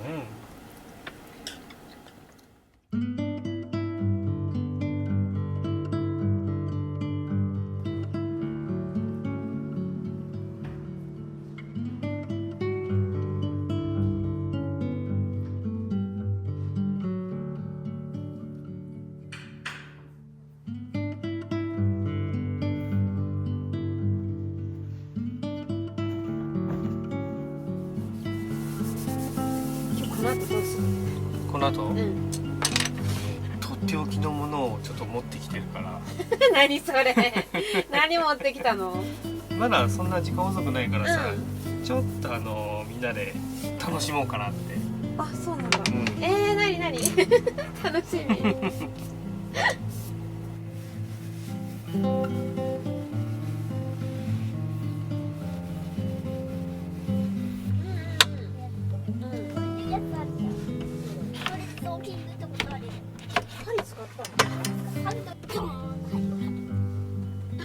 じゃあさ、先これパジャマ着替えよ。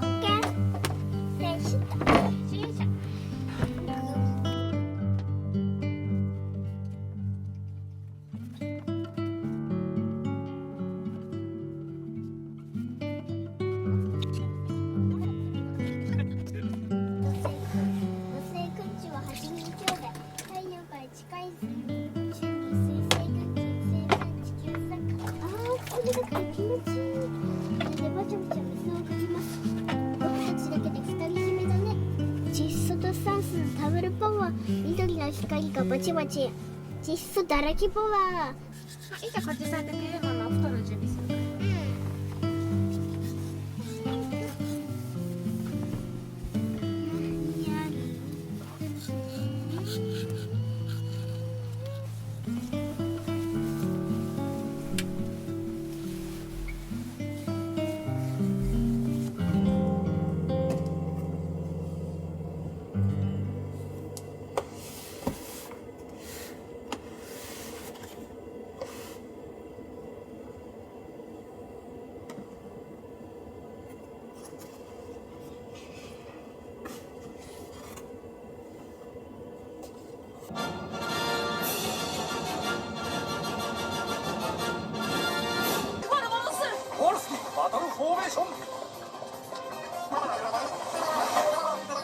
あるものの中から何でもやるって言われたら何が欲しい？僕はこのチームで役に立てるような力が欲しいっす。そうか、予想が外れた。これ早く言えよな。我々はオクト博士の本名を突き止めた。あいつの本当の名前は。冷てママのいでそっちに詰めて詰めて詰めてこっちに詰めて詰めてこっちに詰めてよいしょ。はい、消しますよ。おやすみ。おやすみ。おやすみ。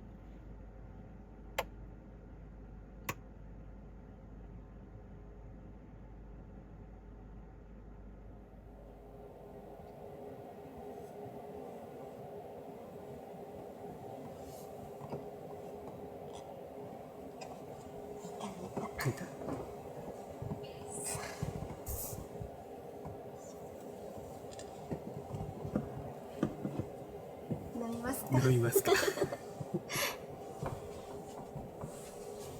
じゃあまあビールだよね。うん。どうしようかな。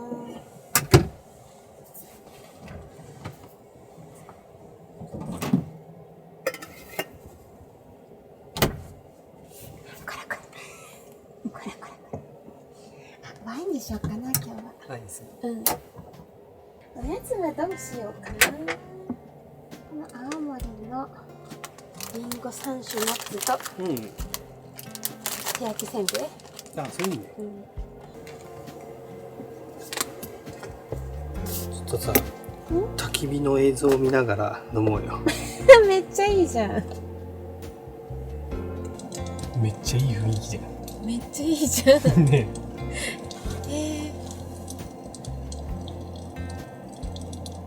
あれだね、なんかこうやってずっとぼーっと見てられるうね。ん。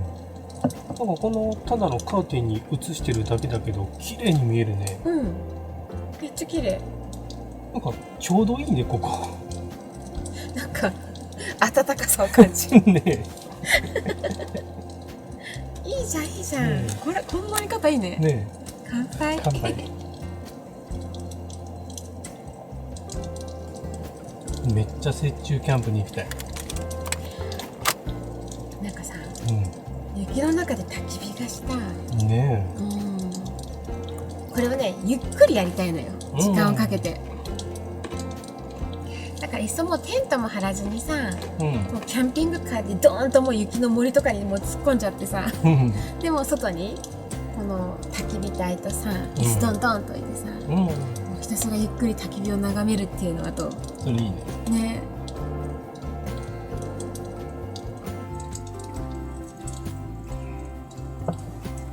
で明日は岩手か。そう3軒ワンコそば予約してるからね。目。うん。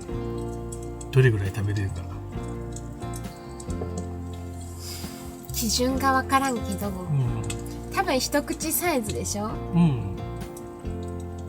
あれは一口サイズなら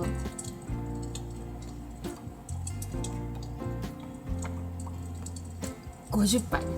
マジでめっちゃ食うね。無理かな。 50。なんかさお腹いっぱいになる間もなくさ、うん。こう継がれていくイメージがあり、こうなんかパクって食べたらもうパンみたいな、うんこう無理やり結構な感じで食べさせられる感じがあるんだけどそんなのはないかな。何味なんだろう。確かにね。なんかこうつけて食べるっていうのじゃないよね。米田みんなそのままこうやってやってるもんそうね。継がれたらそのままだからちょっと味がついてるってことだよね。つゆかなんかが合うのかな。でも絶対に一回はやりたい。うん。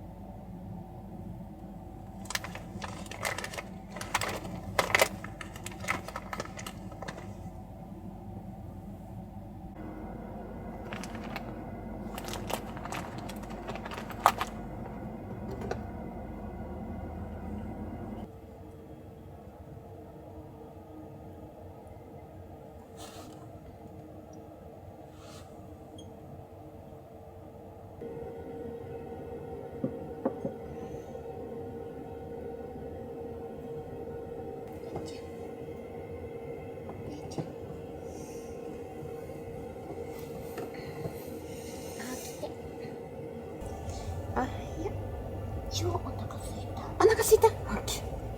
今日さ、お餅を食べようと思うんだけどさ、おしるこかきなこ餅だったらどっちがいい？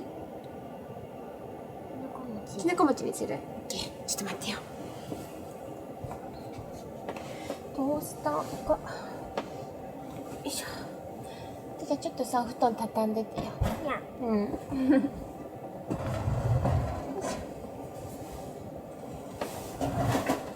塩焼こう。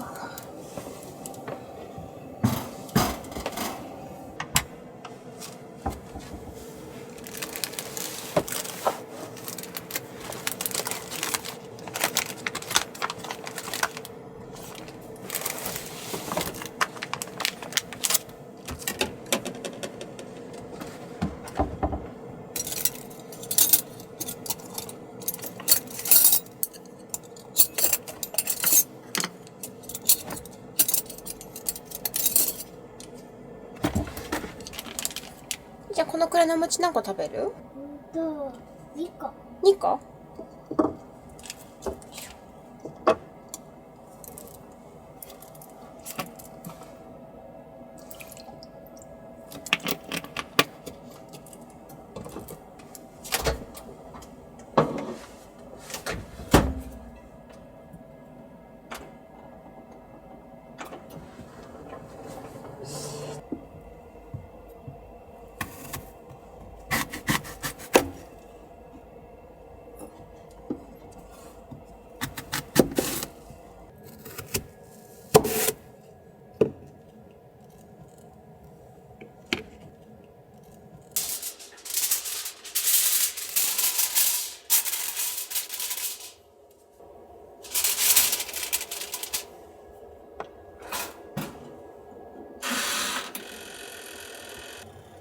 じゃあはい、りんごお待たせ。ここさ、この辺細く切ってあるからね。お腹空いたからずっと食べててもいい？あ、食べていいよ。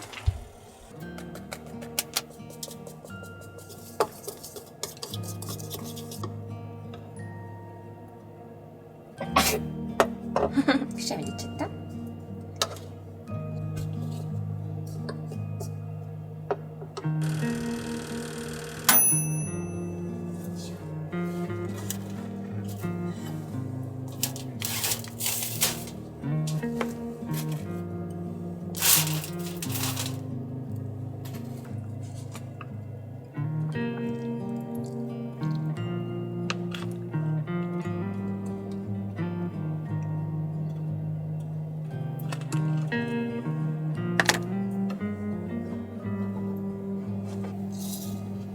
お待たせ。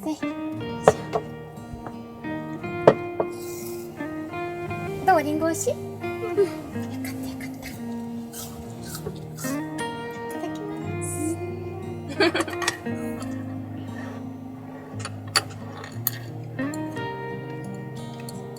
リンゴ最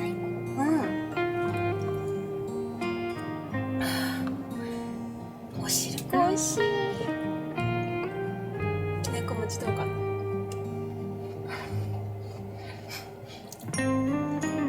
大丈夫？食べにくい？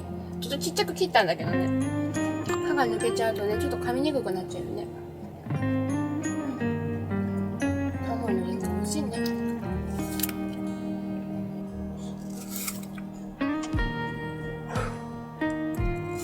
パパのビキがすごいね。シャリで起きるかシャリで起きるかもね。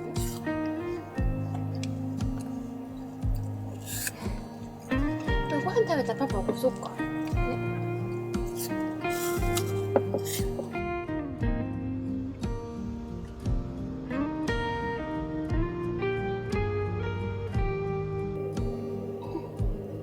あんちゃんお腹いっぱいになった？な。ごちそうさまごちそうさまででした。した。パパ起こしてね。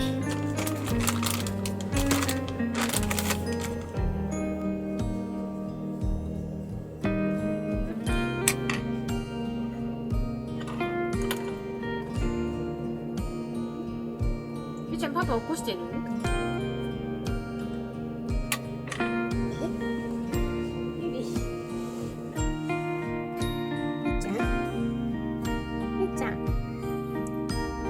こしてないじゃん。めっちゃ2人して気持ちよさそうに寝てるじゃん。ずるい。起きてよ。しんちゃん起きてよ。しんちゃんの好きなおしるこだよ。僕はこれガサガサじゃん。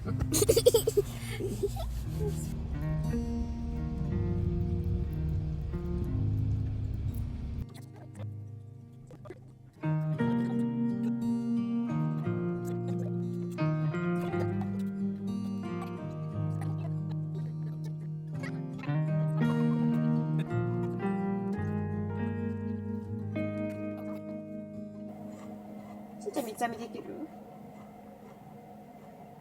普通に三つ編みくらいできた方がいいんじゃない？めっちゃ難しそう。全然難しくない。交互に編めばいいだけだから。髪の毛をこうグッグッグッってある程度引っ張るじゃん、うんそれが痛くないかなって心配になってしまたまう。に痛いよね。ごちそうさまでした。はーい。なんか中休みがあるとちょっと旅の疲れも少しリセットできていいね。ねえ、いや必要だよ。ゆっくり寝れた？寝れた。よし。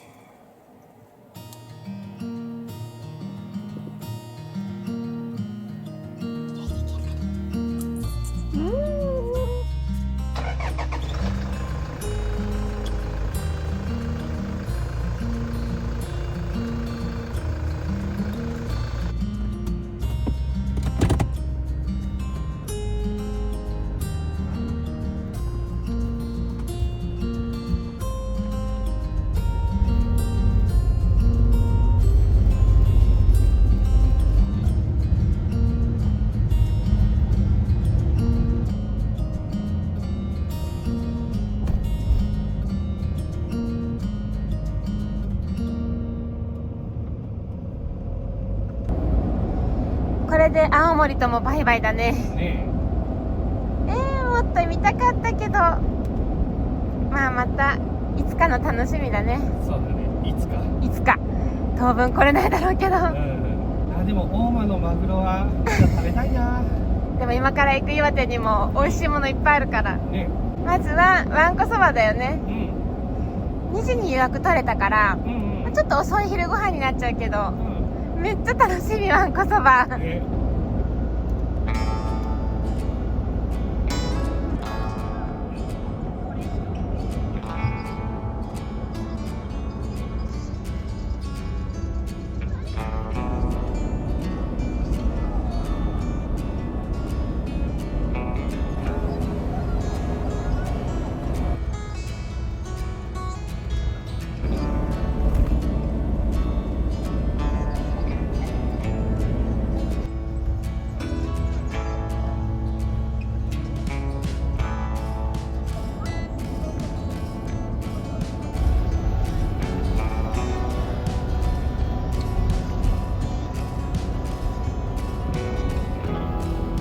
この辺りはすごいいい天気だね。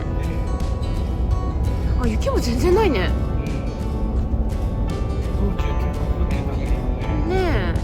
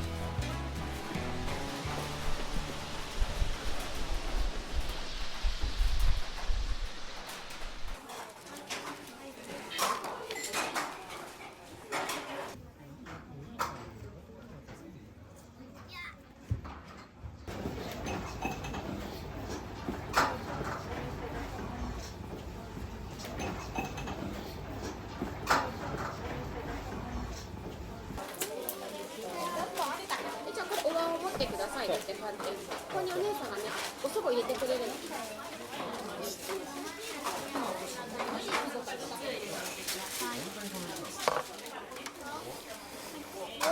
食べていいよ。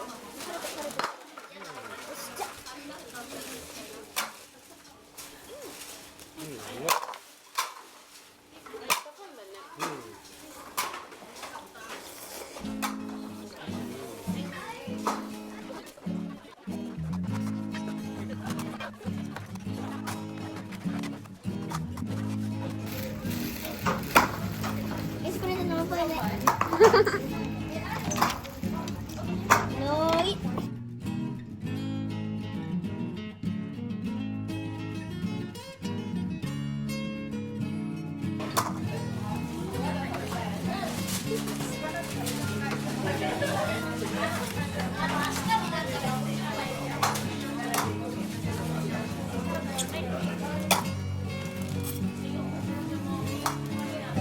ママもうちょっとこれでごちそうさま。お、しんちゃんまだいけるね。あともうちょっとだけ。料理できれば2種類したい。2種行きたいがびっくりしないようにね。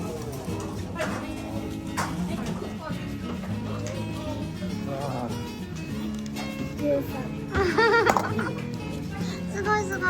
頑張ってる頑張ってる。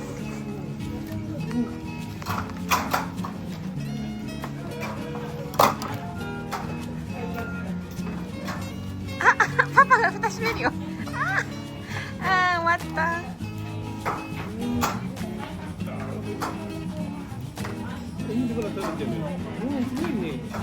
蓋をしたらもうおしまいですってこと。そうそうそうそう。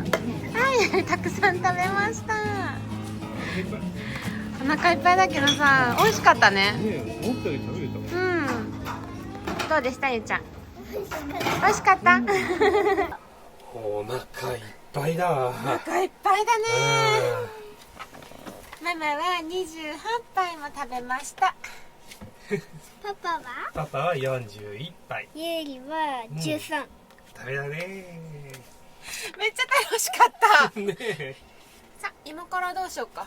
この近くに宮沢賢治童話村だったっけな。なんかちょっと面白そうなのあるから、そこちょっと行ってみようかなって。そうしようか。うん。行こう。行こう。はい、じゃあ座ってください。はい。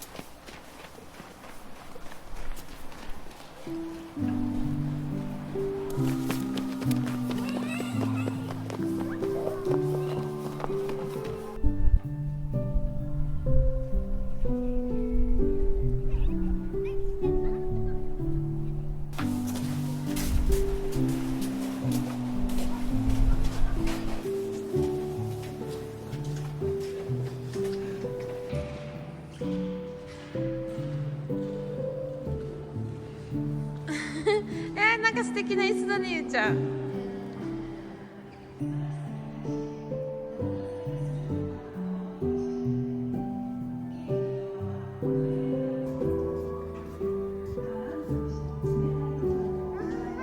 どうなってる？すごい。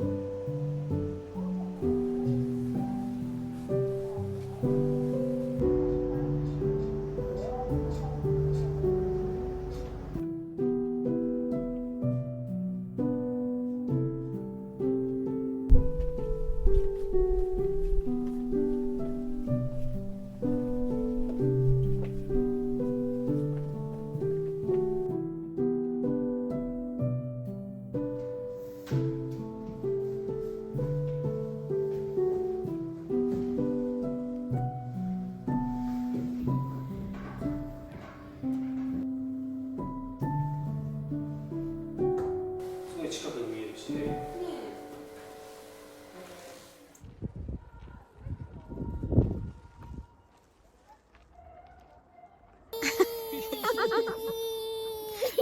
くり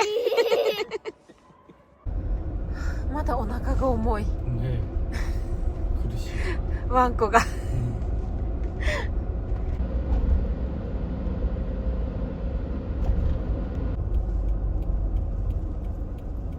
ょっと早めに給油しよそうだね空いてないこと多いもんね。う。ね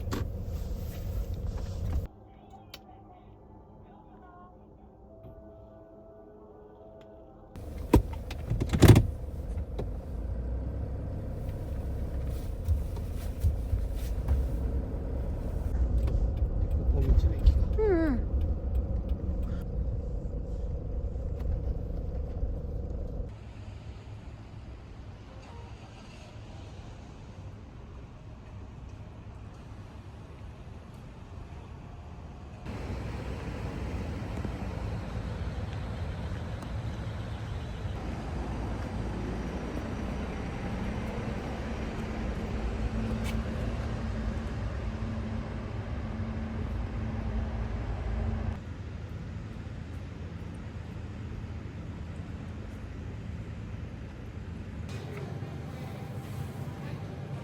有名なやつだよね。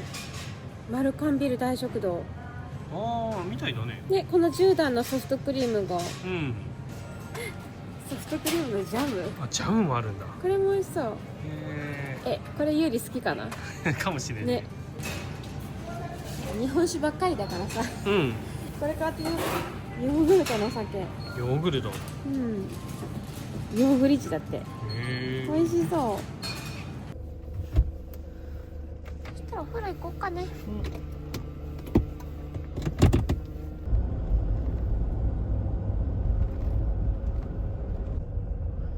ここ入る感じ？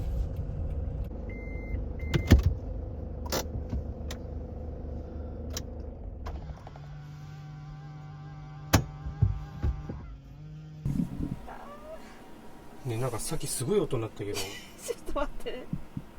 滑ってさ、ぶつけた目の上。目の上マジで大丈夫？めっちゃ痛い。待って、すっごい痛いんだけど。目？目の上？なんかこの辺をつけたんだけど、ここら辺。なんかなってる？あなんかちょっと内出血なってる。マジでまぶたのとこ。あやっぱちょっとめっちゃ痛い。まぶたがもうちょっと腫れてきてる。腫れてる？腫れてる。痛い。最悪。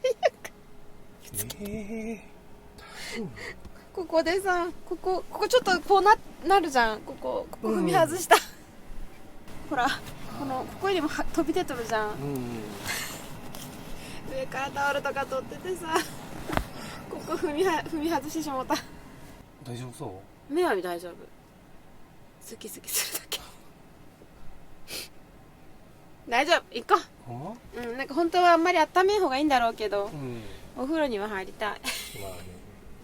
もし本当になんかすごい痛いってなったら教えてね。大丈夫だとは思うけど。じゃあやだ。自分がやだ、ほんと。ここでも気をつけてるしーちゃんも。気をつけるわ。危ないから。よいしょ。だんだんずれてくるのよね。ねここが。旅行の最中に。よいしょ。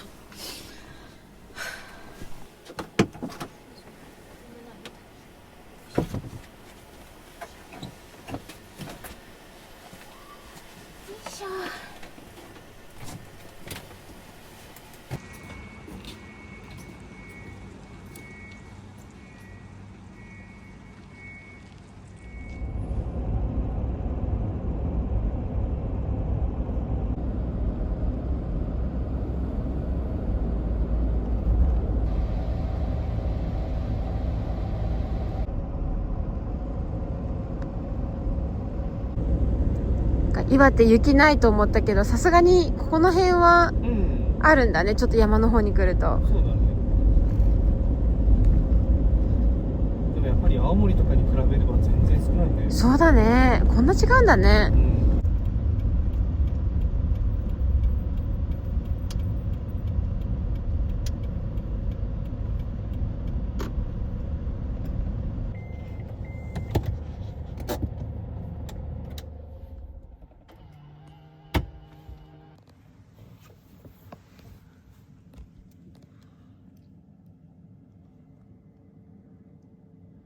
マイナス8度だ。マイナス8か。結構寒いね。うん。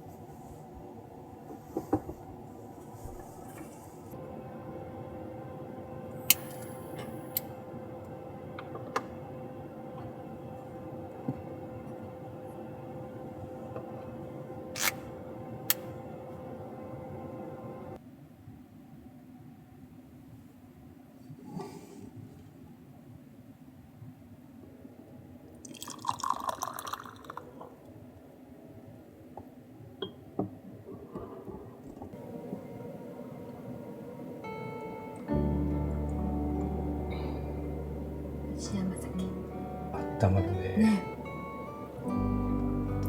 明日楽しみだな、南部鉄器。ずっと欲しいって言ってたもんね。ずーっと欲しいって言ってたよね。お気に入りが見つかるといいな。ね。で、それ買ったら、旅の締めくくりに秋田の乳頭温泉でしょ。うん。有名だよね、乳頭温泉。有名よね。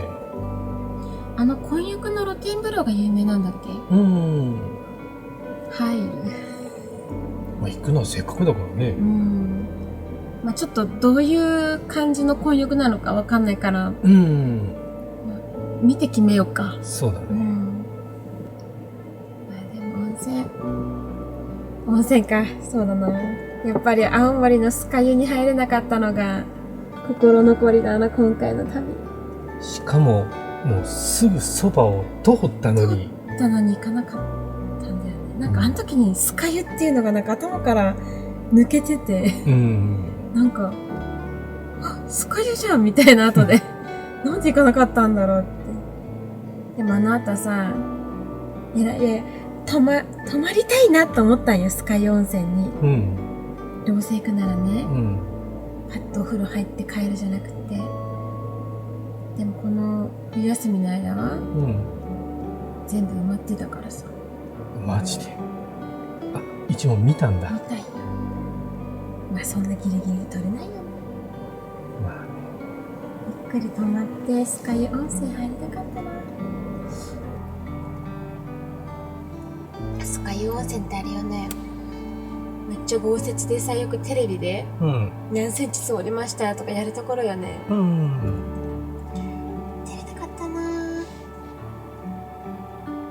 ちなみになんだけど、酸ヶ湯温泉の宿、日曜まではいっぱいだけど、あさっての月曜なら、空きがある。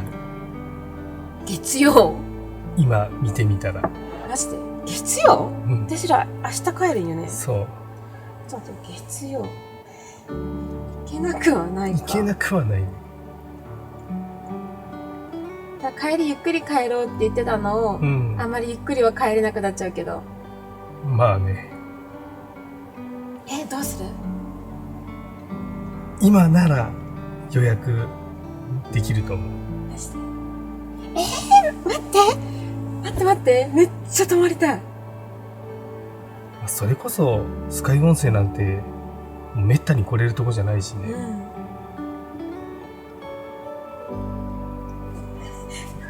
おや。取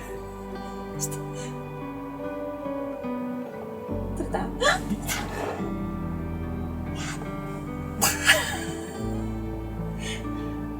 泊まれると思わんかった。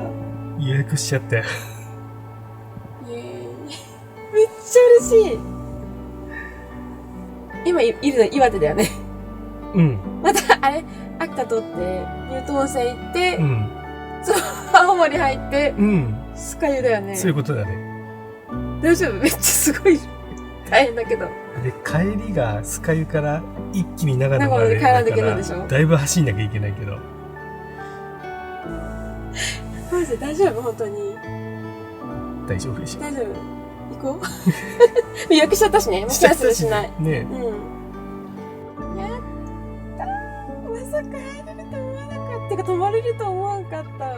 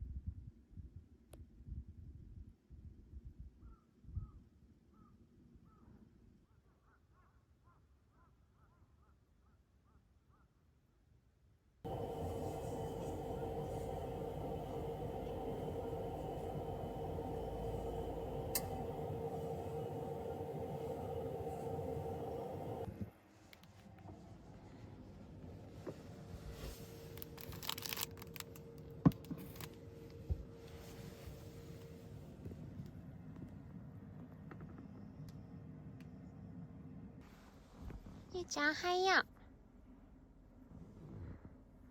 う。ゆりおはよう。起きてください。ゆうちゃん。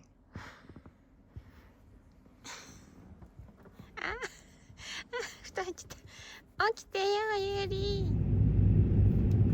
来ますよ。いいの買えるかな。ね南部鉄器。え、ずっと欲しいって言ってたもんね。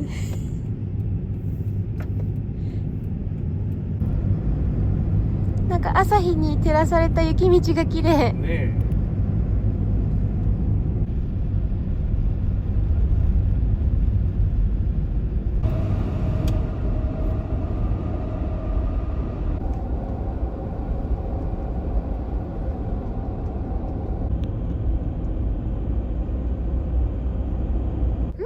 これ？うん、幼虫。あ、こっちか。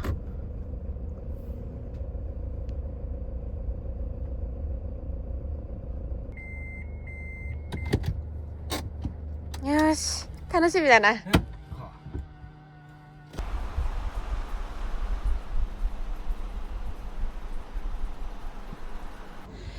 見て、すごいのがある。ちょっとゆうちゃんさん、前座ってみて、どのくらいの大きさか。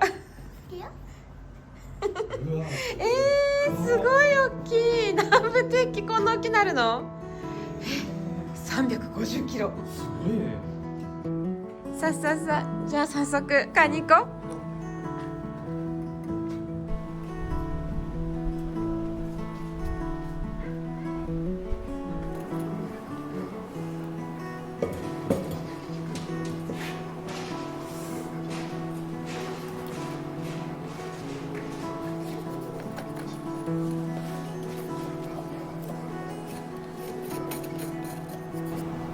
なるほどね、こうやって作るんだね。なんかさ、これから一生大事にしようと思うやつがさ、どうやって作ってるのかとか、こうやって見れるのすごくない？ねえ。余計こう愛着が湧いてさ、うんうん。なんか大事にできるよね。ね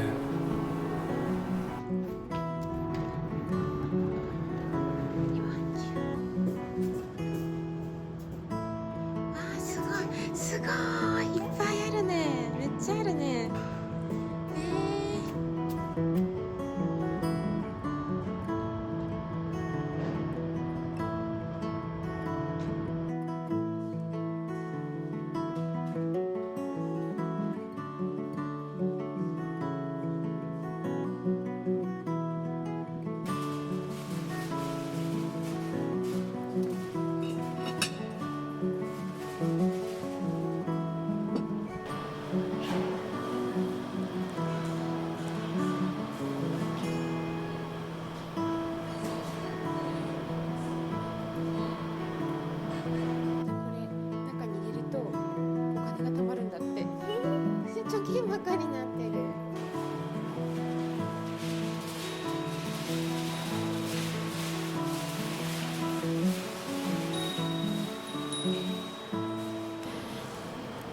愛くない？かわいいね。急須欲しいな。この白もいいね。ねえ、これは中が加工してあるやつだから鉄分は取れないけど放浪だからね。でもこれでなんかお茶とか飲みたくない？これはこれで買って、で鉄瓶は鉄瓶で買おうかな。そうだね。お湯沸かすようにね。すっごいかわいいね。だからちょっと違うんですよね。ちょっと比べてみてください。多少は違う。もうこれにする。この3つのどれかにする。この3代目の清重さんが作られた、やっぱ違う。なんか値段がさ、こっちは機械で作ってるんだって、この辺りは、だからちょっとお値段がね少し安めだけど、こっちはそのもう一個一個手作り、でこの取っ手って言ったらいいんかね、これがねなんか古い型の取っ手、なんか取っ手を作るだけの人がいるんだって。でこのもう3つが最後の3つをつけた。だからもうこれはもうこれしか残ってないって。でこの型もすごい古い型みたいで、だから売店のみでしか販売がない、ネット販売はないタイプ。いやなんかもう元からさこれなんか可愛いなってすごく思ってたから、この3つでビビッときたやつを連れて帰ってもいいかしら。私もなんか なぜかこの子なんだよねこの子にビビッときてるから、じゃあこの子を連れて帰ります。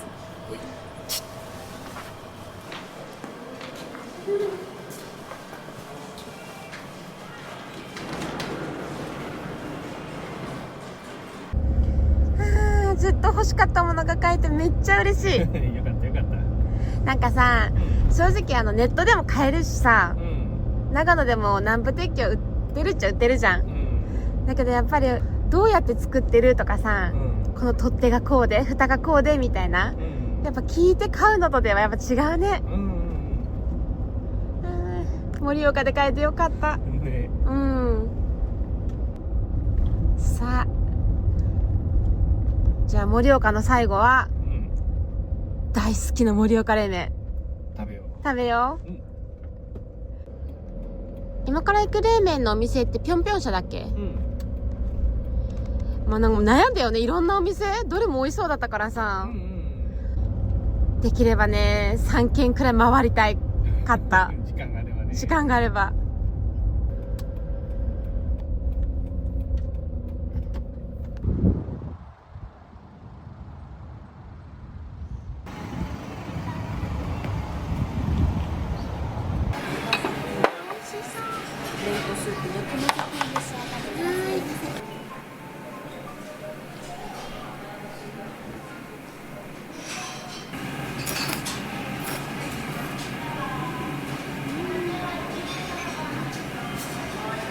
今日3食これ食べたい。そんなに美味しい。めっちゃ美味しい。もちもちがすごい。コシが。やっぱ美味しいな、盛岡冷麺。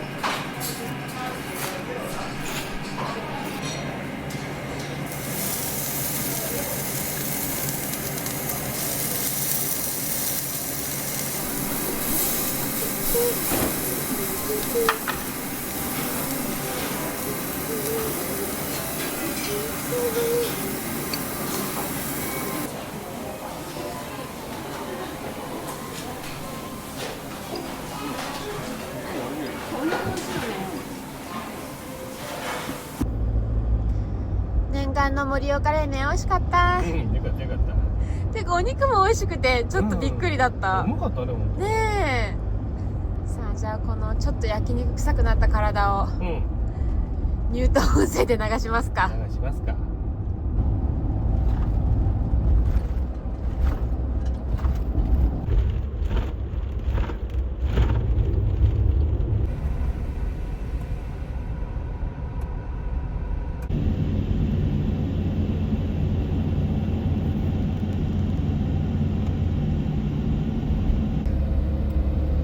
ここまで来るとすごいね、雪が。やっぱ雪いいな、こんだけあるから。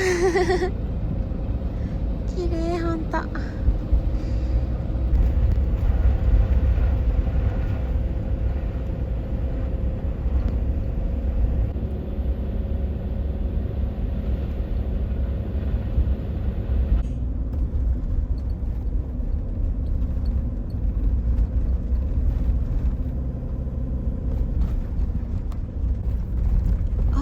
かな。ここだね。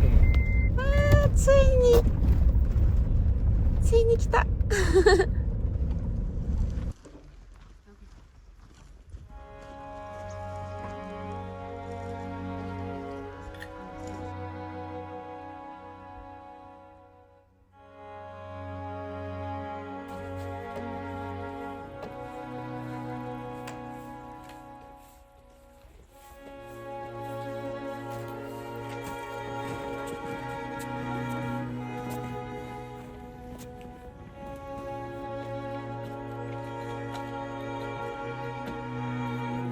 じゃあこれうわ、すごいねこれ。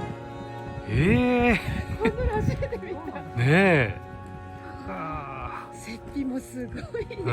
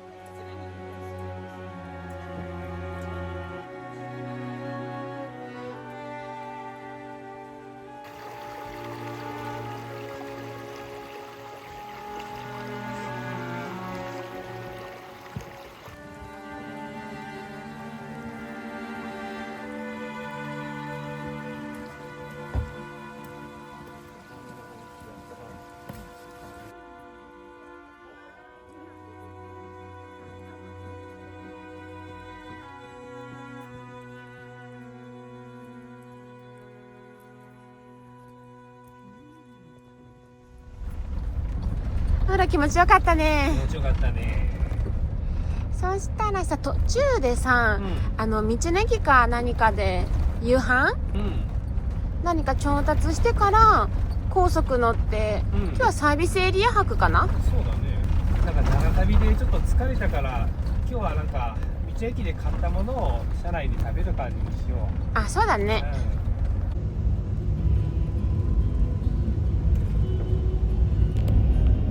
あ、鳥居があったよ。見えたね。ね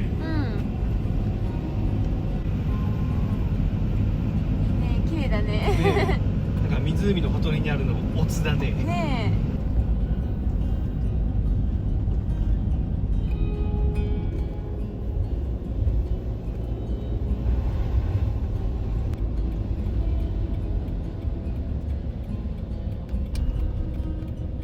まだやってるかな。なんかあるかな。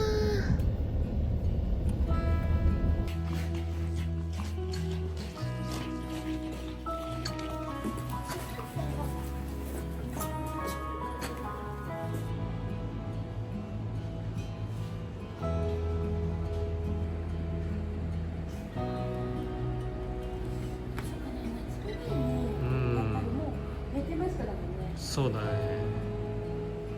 サービスエリアで食べるか。サービスエリアはコンビニしかないよ。道中で他に何かあるか走りながら見てみて、そうだね。最悪なければサービスエリアのコンビニと。ちょっとさ、ご飯はないけどさ、せっかくだからこれ買おうかな。バター餅。チョコ味ですか。チョコバター餅だって。じゃあさ、バター餅さ、うん。チョコとこのちっちゃいバター餅のこの2つにする。あ、そうしようか。この味食べる。ねじゃあえ、じゃあこの2つ買って帰る。そうしようか。ここから1時間半ぐらいで、津軽サービスエリアがあるから、そこで今日はちょっと休もうかな。そうだね。調べたらその道中は何もないわ。だってここまでの道中も何もなかったもんね。ね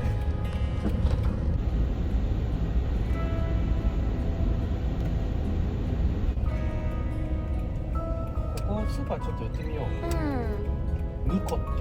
スーパーでいいのかな。食料品も書いてる。書いてる。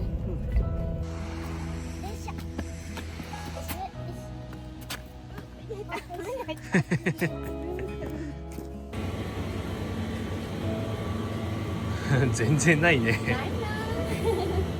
この時間はもうダメだね。うん。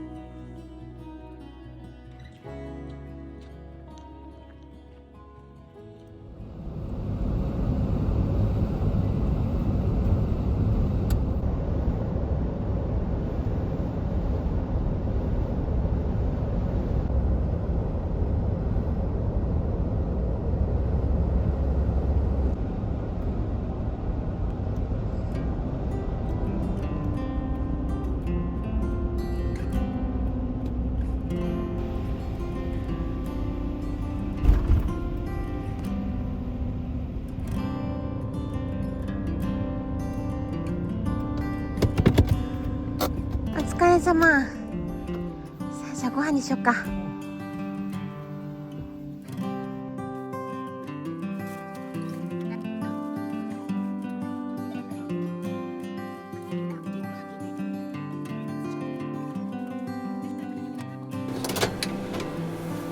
これ持ってってくれる？私のガパオです。焼きうどんは2分半。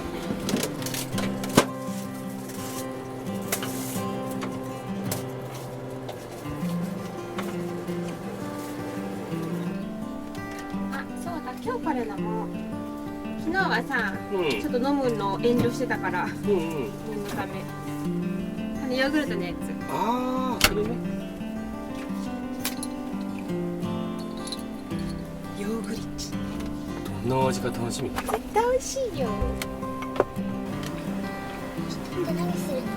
明日はね、なんと温泉旅館に泊まります。ホテルホテル、うんね、すごい久しぶりじゃない？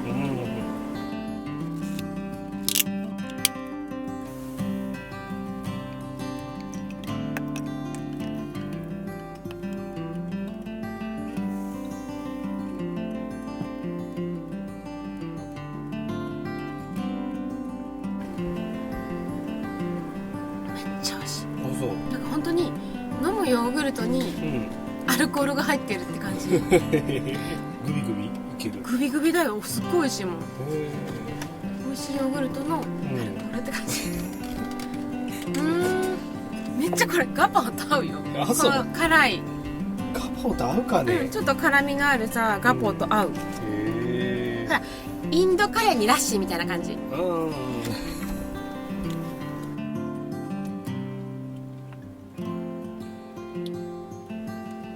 リュフとかできるんだったらしようかな。できるんじゃない？だってそこまで美味しいの。私飲むヨーグルトが大好きなの。これだけ、なんかおつまみいらないよ。これだけでいい。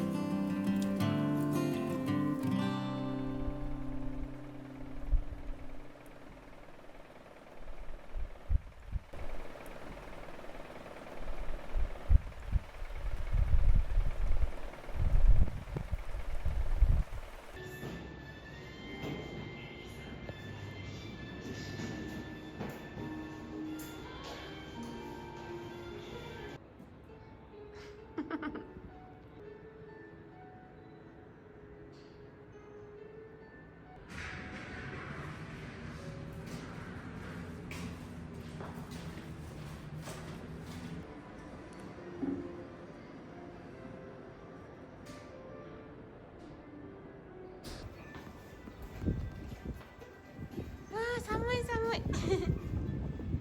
じゃあ滑っちゃうよ。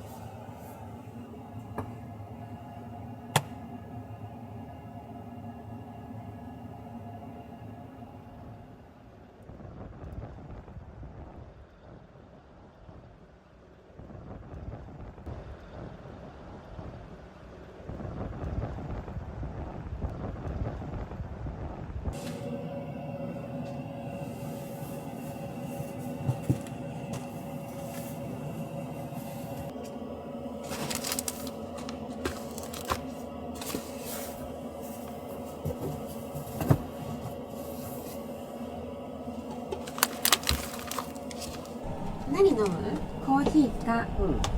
お茶か？パターンだからコーヒーかな。コーヒーですね。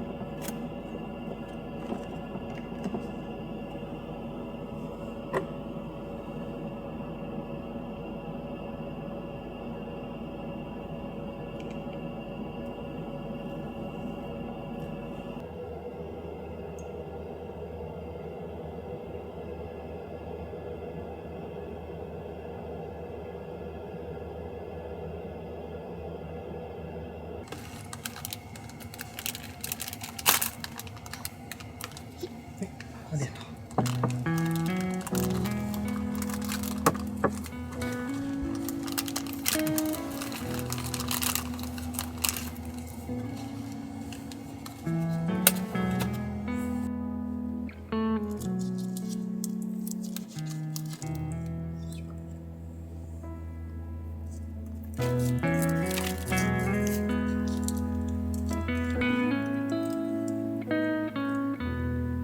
バターの風味がすごい。うん。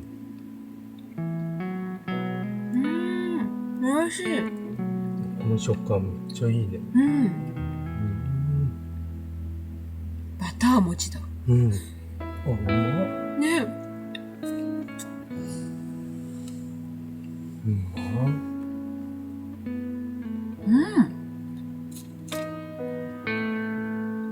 こっちではちょっとしっかりしてるねう。ん。めちゃくちゃ美味しい。めちゃくちゃうまい。正直きりたんぽん。よりもこっちの方がなんか美味しいってインパクトが強いわ。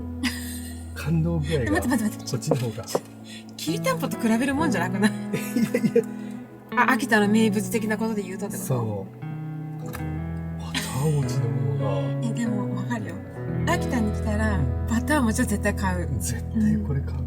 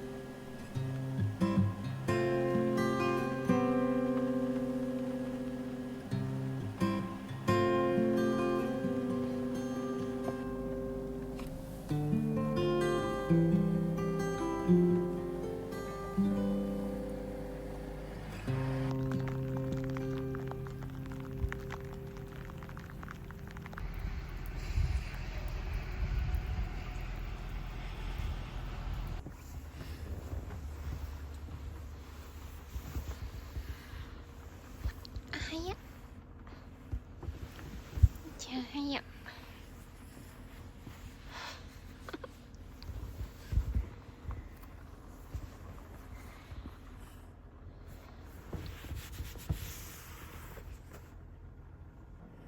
あ、はいよ。今日雨だよ、外。よ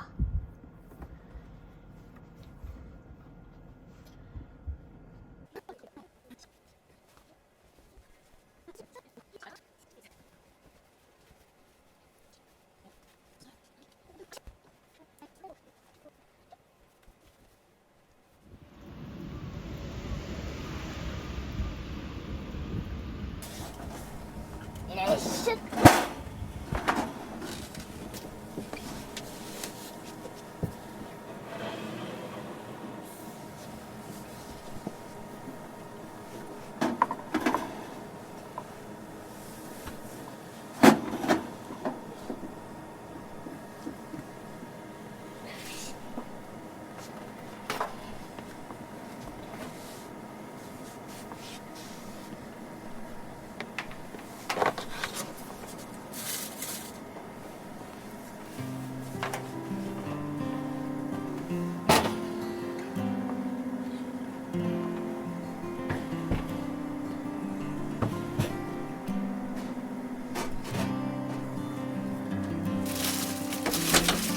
ジャム塗ろう。ソフトクリーム味のジャム。このパン意外とふわふわしてるね。もふもふ。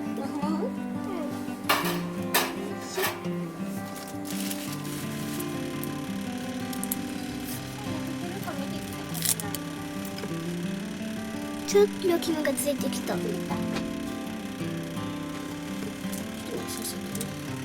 きいね。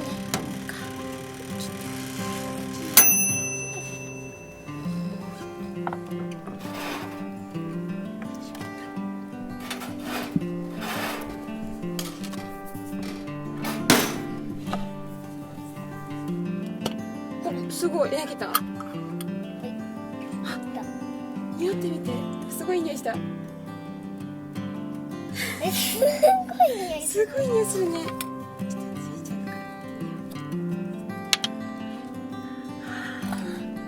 ソフトクリームみたいなんだけど本当に。じゃあママはこれに出しといてあげるからさ、これを自分で塗り塗りしてくれる。これ絶対美味しい匂いじゃん。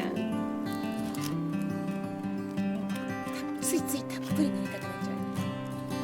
私たっぷり塗って。でもこれ、みーちゃんのちょっとママ乗せすぎたかな。いただきます。みかんも食べたかったら言ってね。も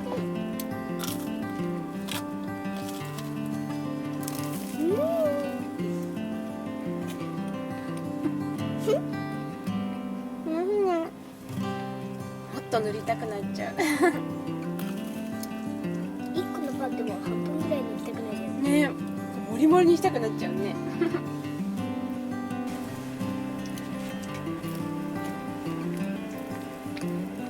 パクパクいっちゃう。ねるちゃん朝パン1枚食べれない時もあるけどさ、これなら3枚くらい食べれるんじゃない？ 3枚？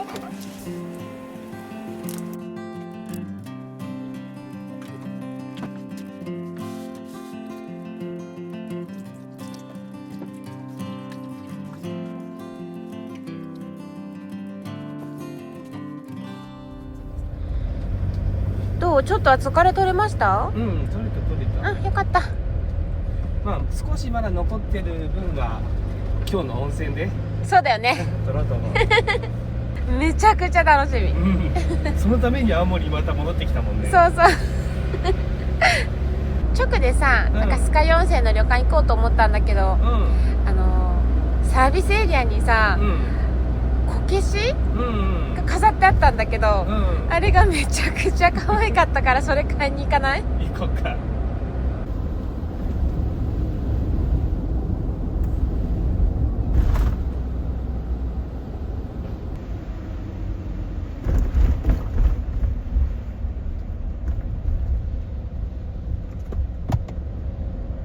この雪の壁が高くてさ、うんこの向こうがどうなってるのかが分かんないね。うんうん。せっかくさ晴れてるから景色をね楽しみたいなと思ったけど、あ、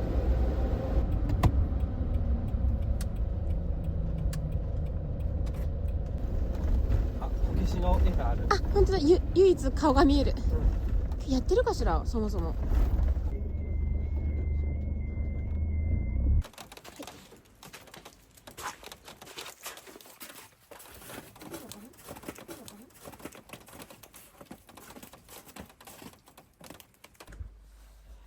なんかお留守だったね。ねどうしよう。え。津軽こけし館っていうのが、ここ近くにあるから、そっちに行ってみようか。あ、本当？うん、そうしよっか。もしかしたら、初めからそっちの方に行けばよかったかもしれんけど。でも飾ってあるこけしが可愛かったから、そのリンゴの頭の。うん。と思ったんだけど、もしかしたらそっちにも、うん。ここのが置いてるかもしれないね。そうだね。うん。行ってみましょうか。うん。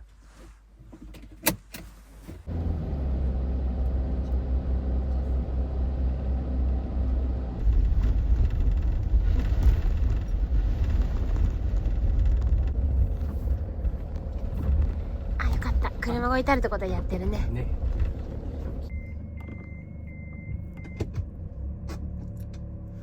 よし、行こう。めっちゃ柔らかそうだね、雪。なんかさ、なんて言ったらいいの？かき氷。みずみずしい柔らかさっていうの？なんか、わかる？硬くはなってないんだよね。おお。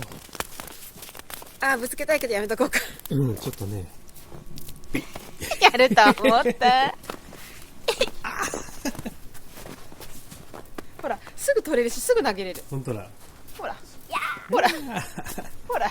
ほら。すごい。すごいね。ねえ。あ、一本の木で作ってあるんだって。あ、そう。うん。この台座からこの下からうん上まで一本の木だってこれ。台座から。うん。すごいな。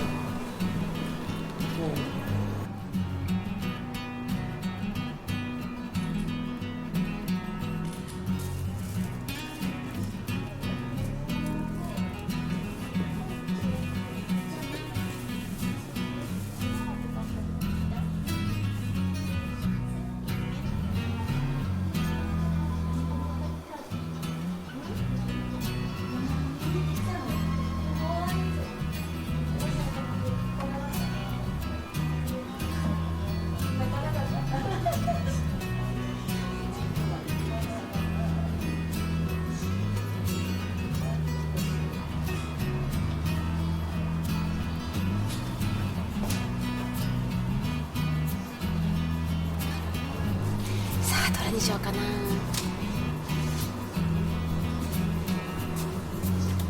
ちょうど今日ね実演されてるアボさんのこけしがすっごい可愛いよね。やっぱお顔がさ違う全然。このさやっぱ私リンゴの頭のこけしがどうしても欲しかったから、この子連れて帰ろう今日はね。かわいいリンゴ。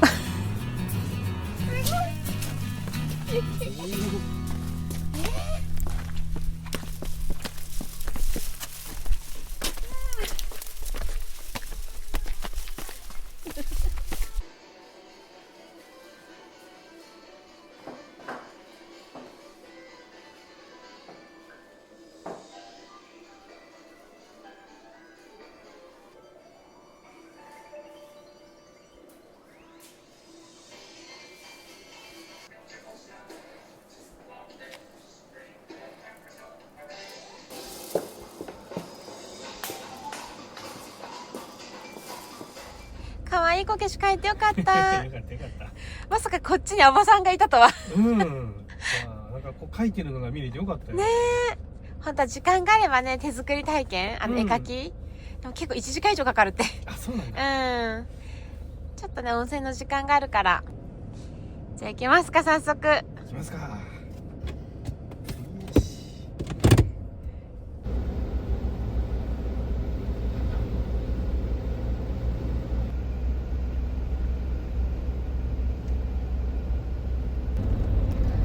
この辺りの壁すごくない？ね2メートルぐらいはあるよね、絶対に。2メートル以上は絶対あるよ。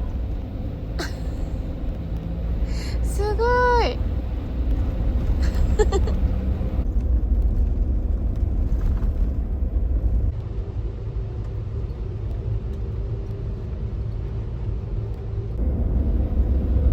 今日みたいなさ、いい天気の日に、八甲田ロープウェイ登ったらさ、樹氷綺麗に見えたんだろうけどさ、ロープウェイのホームページ見たら、今日は運休だって。マジで？天気がいいからさ、青森市街までなんか見えてるらしいんだけど、強風で終日運休って書いてあった。あ、そう。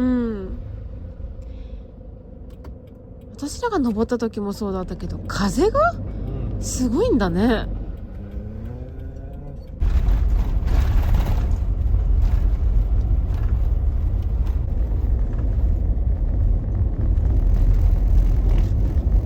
あ、見えてきたよ。わあ。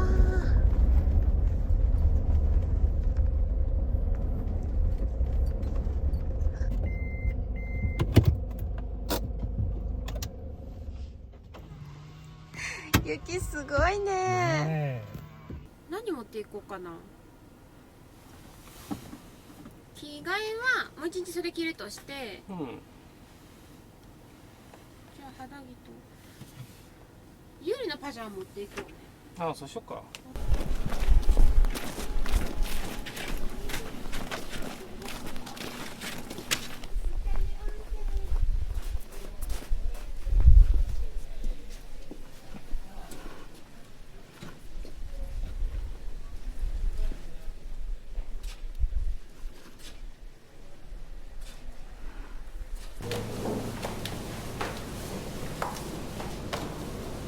朝はここでご飯かな。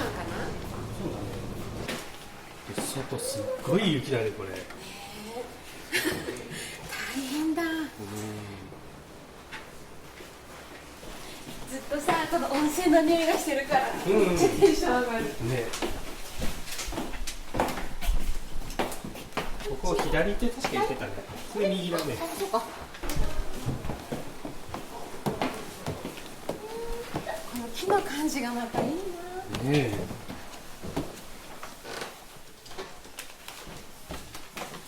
ここかな。ここだね。ここだね。よいしょ。このまま来る。あ、すごい。ここで鍵使うんだ。よ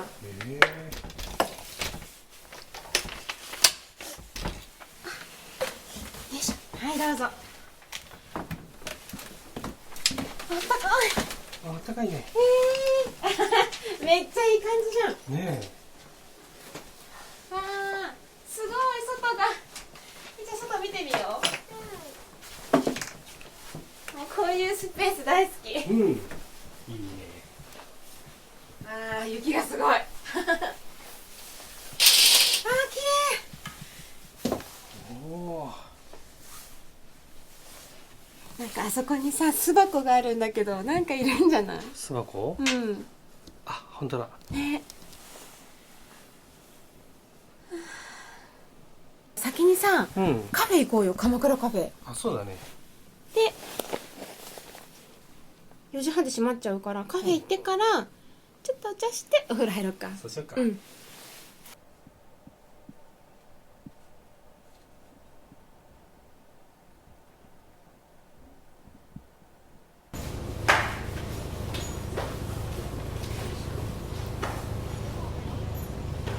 っくりゆっくり。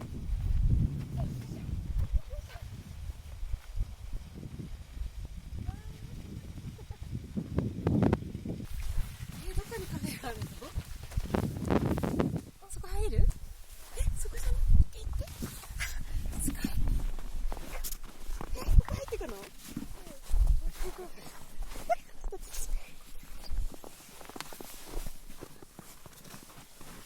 すごいすごい。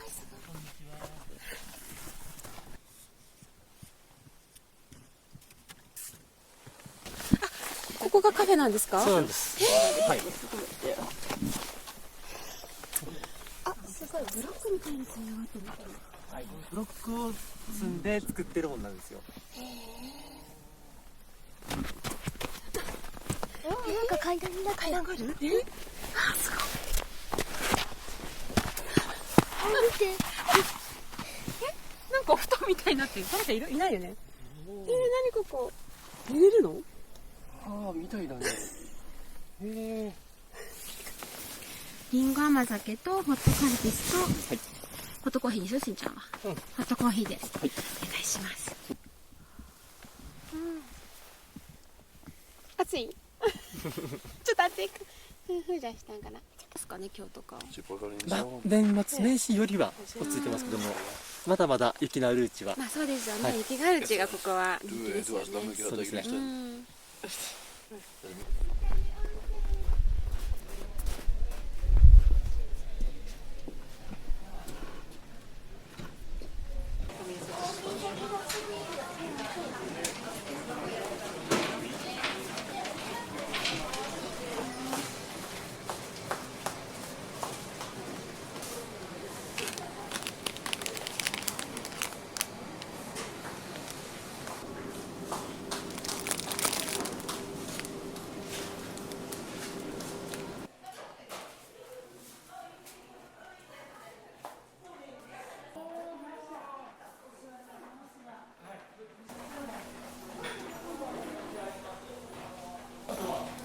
鏡餅の上リンゴなんだね。あ、本当だ。さすが青森。みかんじゃないんだ。ね。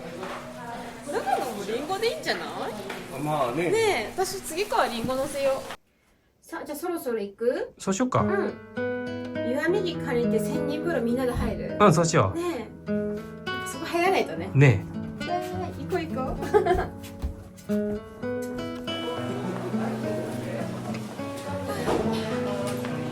いい湯だわ。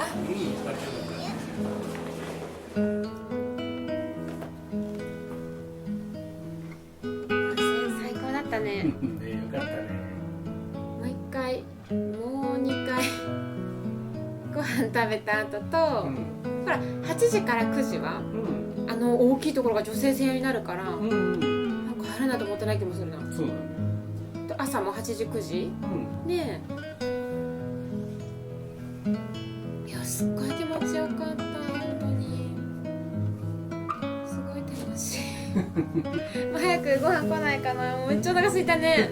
お腹すいた。久しぶりの旅館が楽しすぎる。乾杯しようか。乾杯しようか。せーの。ミッキー乾杯。あ、美味しい。美味しい。さあ、じゃあ食べよう。いただきます。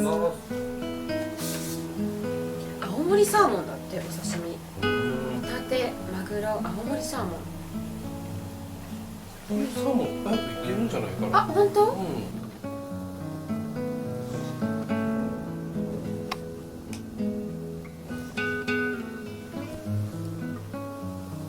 当だ。そうだな。すごく美味しいね。美味しい。う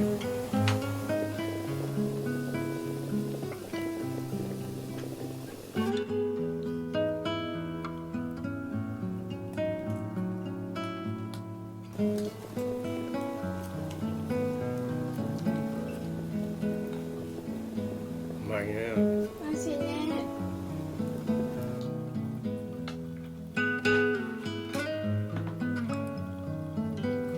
昔はさ、こういうお宿のご飯とかさ、なんかお肉の分ばっかり選んでなかった。あ、確かに。もうさ、お肉はちょっとねいい。確かに。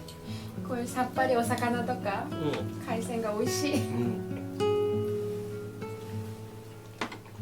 氷見の寒ぶりもそうだし、大間のマグロもそうだし、魚美味しいね。魚がすごく美味しくなってきた最近。じゃあちょっと8時になったからさ、もう一回千人風呂行ってくる。いってらっしゃい。じゃあおやすみ。おやすみ。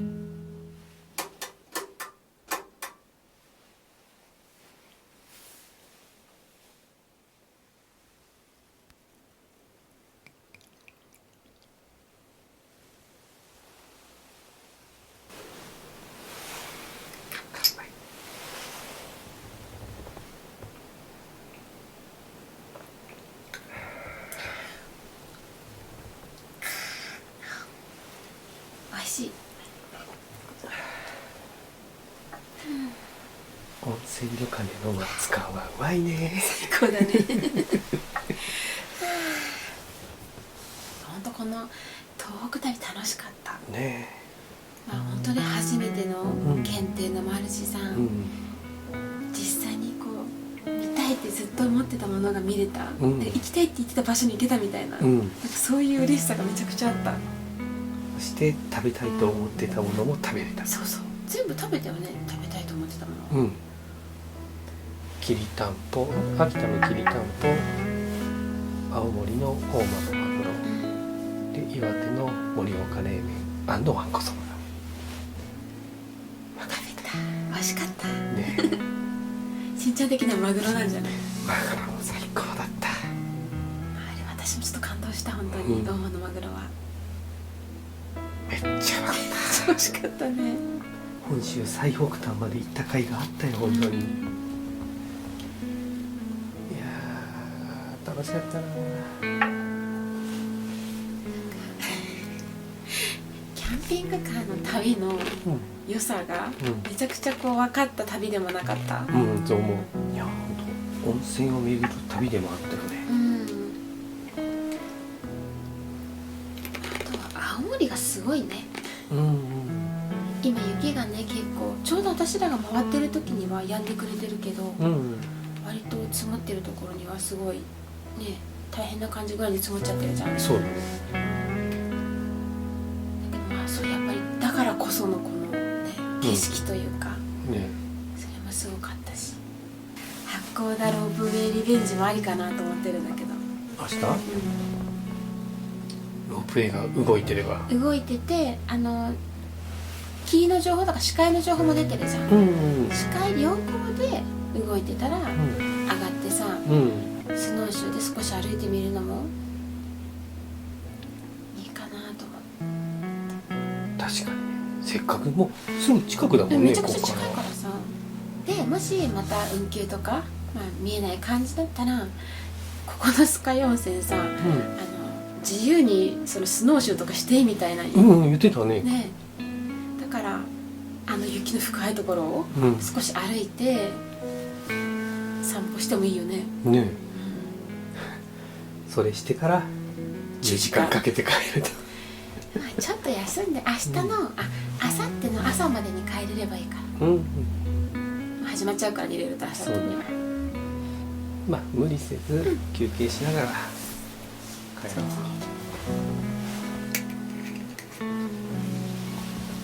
とても楽しい旅でした。そうですね。また来ましょう。行きましょうね。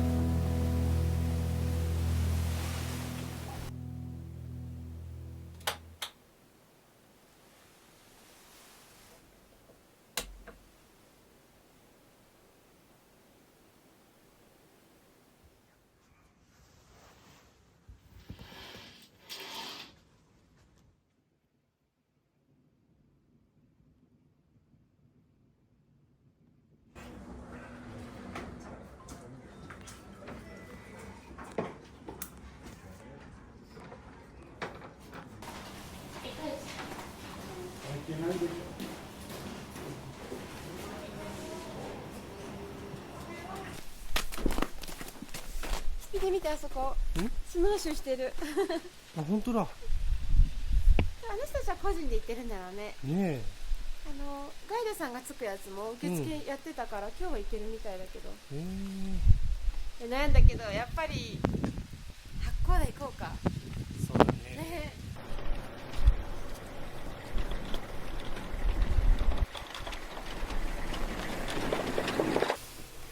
よいしょ。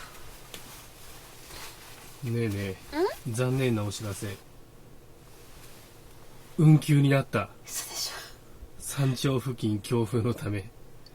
最新の一応出発前にホームページ見てみたら運休になった。つい10分前、見た時になんか36まで見えてってなってたじゃん。運休になりました。嘘でしょ。めっちゃいけると思って楽しみにしたのに。待って、じゃあどうする？ここで雪で遊ぶしかないよ。あ、まあそうか。まあいっか、そうしようか。一瞬なんか風止むかなとか思ったけど。いや、それで待って何もできんくなるよりは。そうだね。ここの雪もすごいから、まあ授業は諦めて、雪遊びを楽しむか。そうしよう。よっしゃ。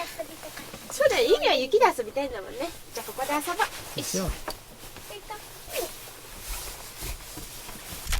さあ、準備万端。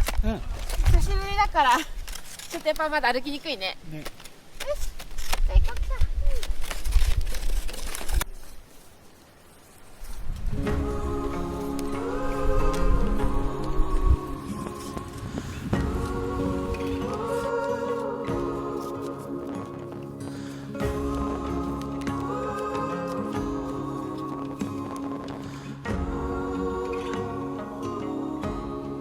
Ships from the south storming along the shoreline. Those who arrived came here with nothing more than dreams of a brighter sun that could make their shadows run.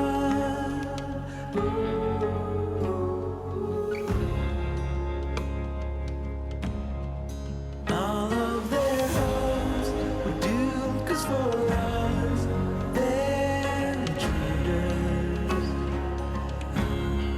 and all of their high thoughts about us were just illusions. They could not find a way into our closed hearts.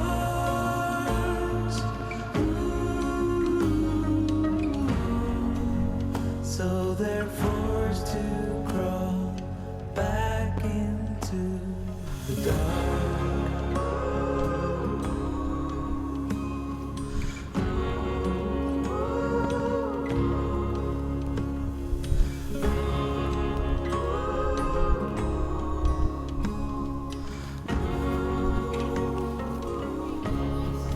We're full of doubt, scared of the cost in our own life.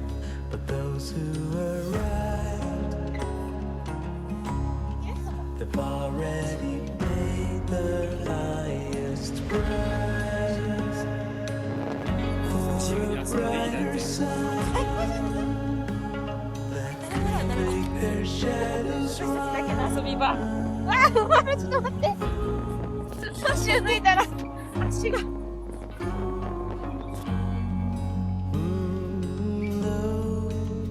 あ、ダメだ、これちょっと。All of their hopes were doomed, 'cause for us they're intruders, and all of their どう？スノーマンスターって言える？言えるかな。でもさ、なんかネタが手みたいでさ、モンスター感はある。そうだね。 closed hearts.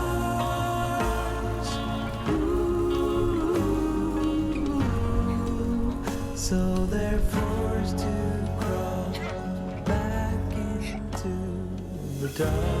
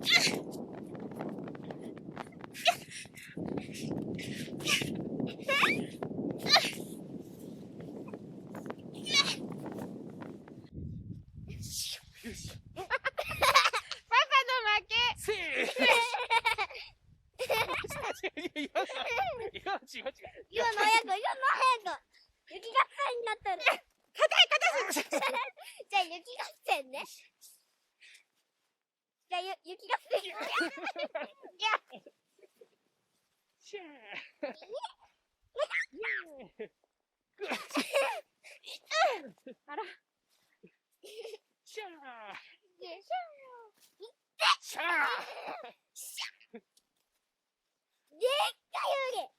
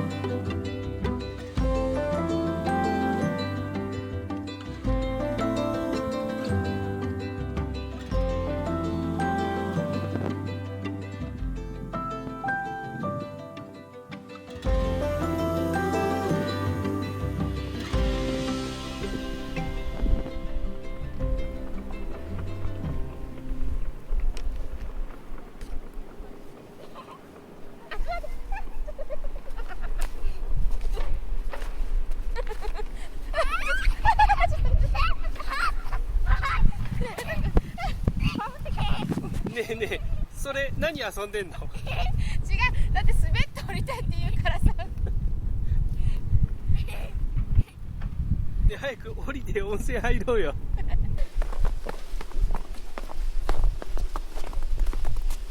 こんな短期間に2回目来ると思わなかったよ。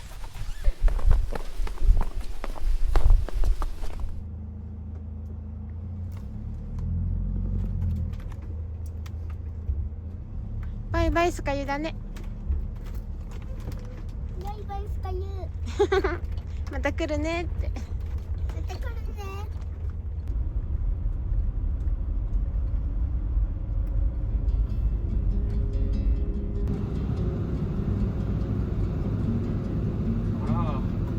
わあ、すっごい場所だね。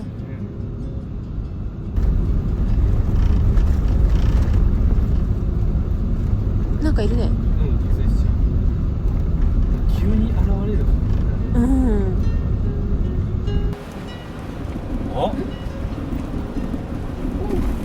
雪が流れてる。ねえ。あ、でもなんとか通れる道はあるのかな。うん。あらら。おお、これだ。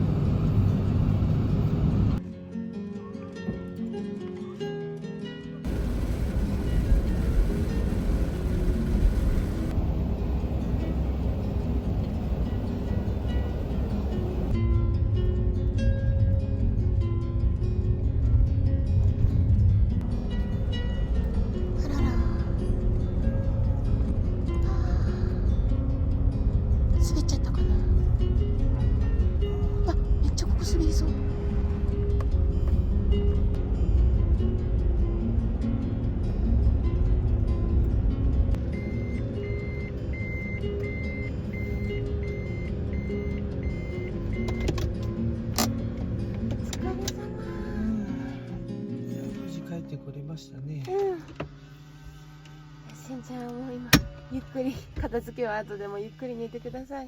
そうするわ。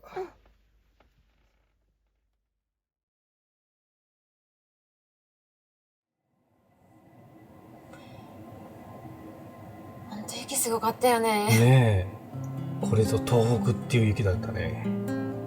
めちゃくちゃ楽しかったね。うん。東北旅の思い出ベスト3。うん。やっぱ1位は酸ヶ湯温泉。うん。うん。本当に感激した。うん。2位は、まあいろいろ楽しいとこいっぱいあったけど、大間のマグロ。まあそうなるよね。あれは本当にうまかった。美味しかったよね。3番 ?3 位はね、北のバター餅。めっちゃうまかった。わかるよ。確かに美味しかった。それ3番。じゃあスペインバター餅ね。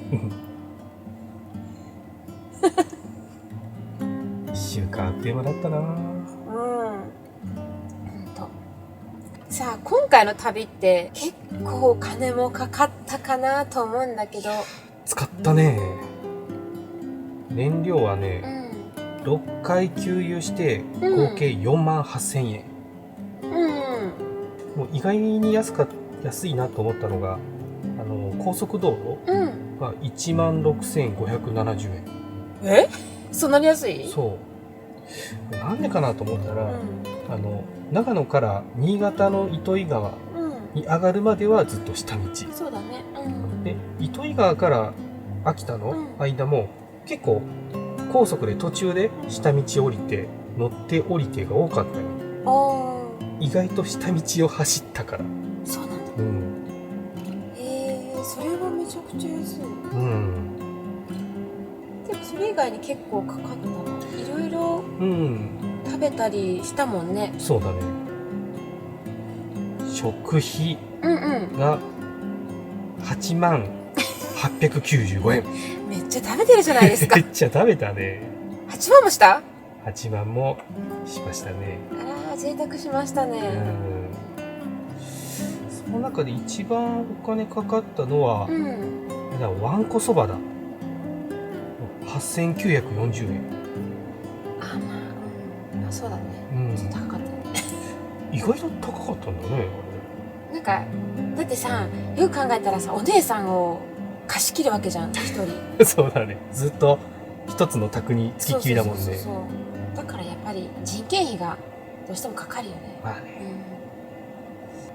あと温泉代が9,230円。俺結構行ったね。そうだね。温泉三昧だったからね。でもこれは悔いないよ。悔いない？何回でも酸ヶ湯は入りたい。その酸ヶ湯温泉の宿と、あとは夕食、朝食代全部込みで42,870円。で、あとはこの旅で一番高かったのは南部鉄器。そうですよね。単品で高いの絶対これだよね。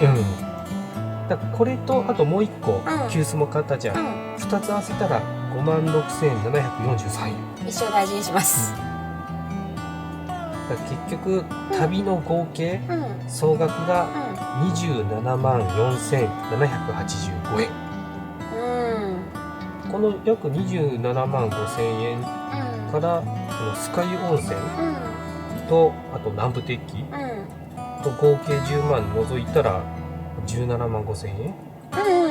そうだね。ちょっとこの子たちが高いっていうのと、酸ヶ湯温泉泊まったからね。そう。全然安いよ。1週間東北だよ。ねえ。すごい節約しながらの旅っていうこともなく、まあ食べたいものも食べて、欲しいっていうものもまあ買ったじゃん。そうだね。これ以上の思い出は作った。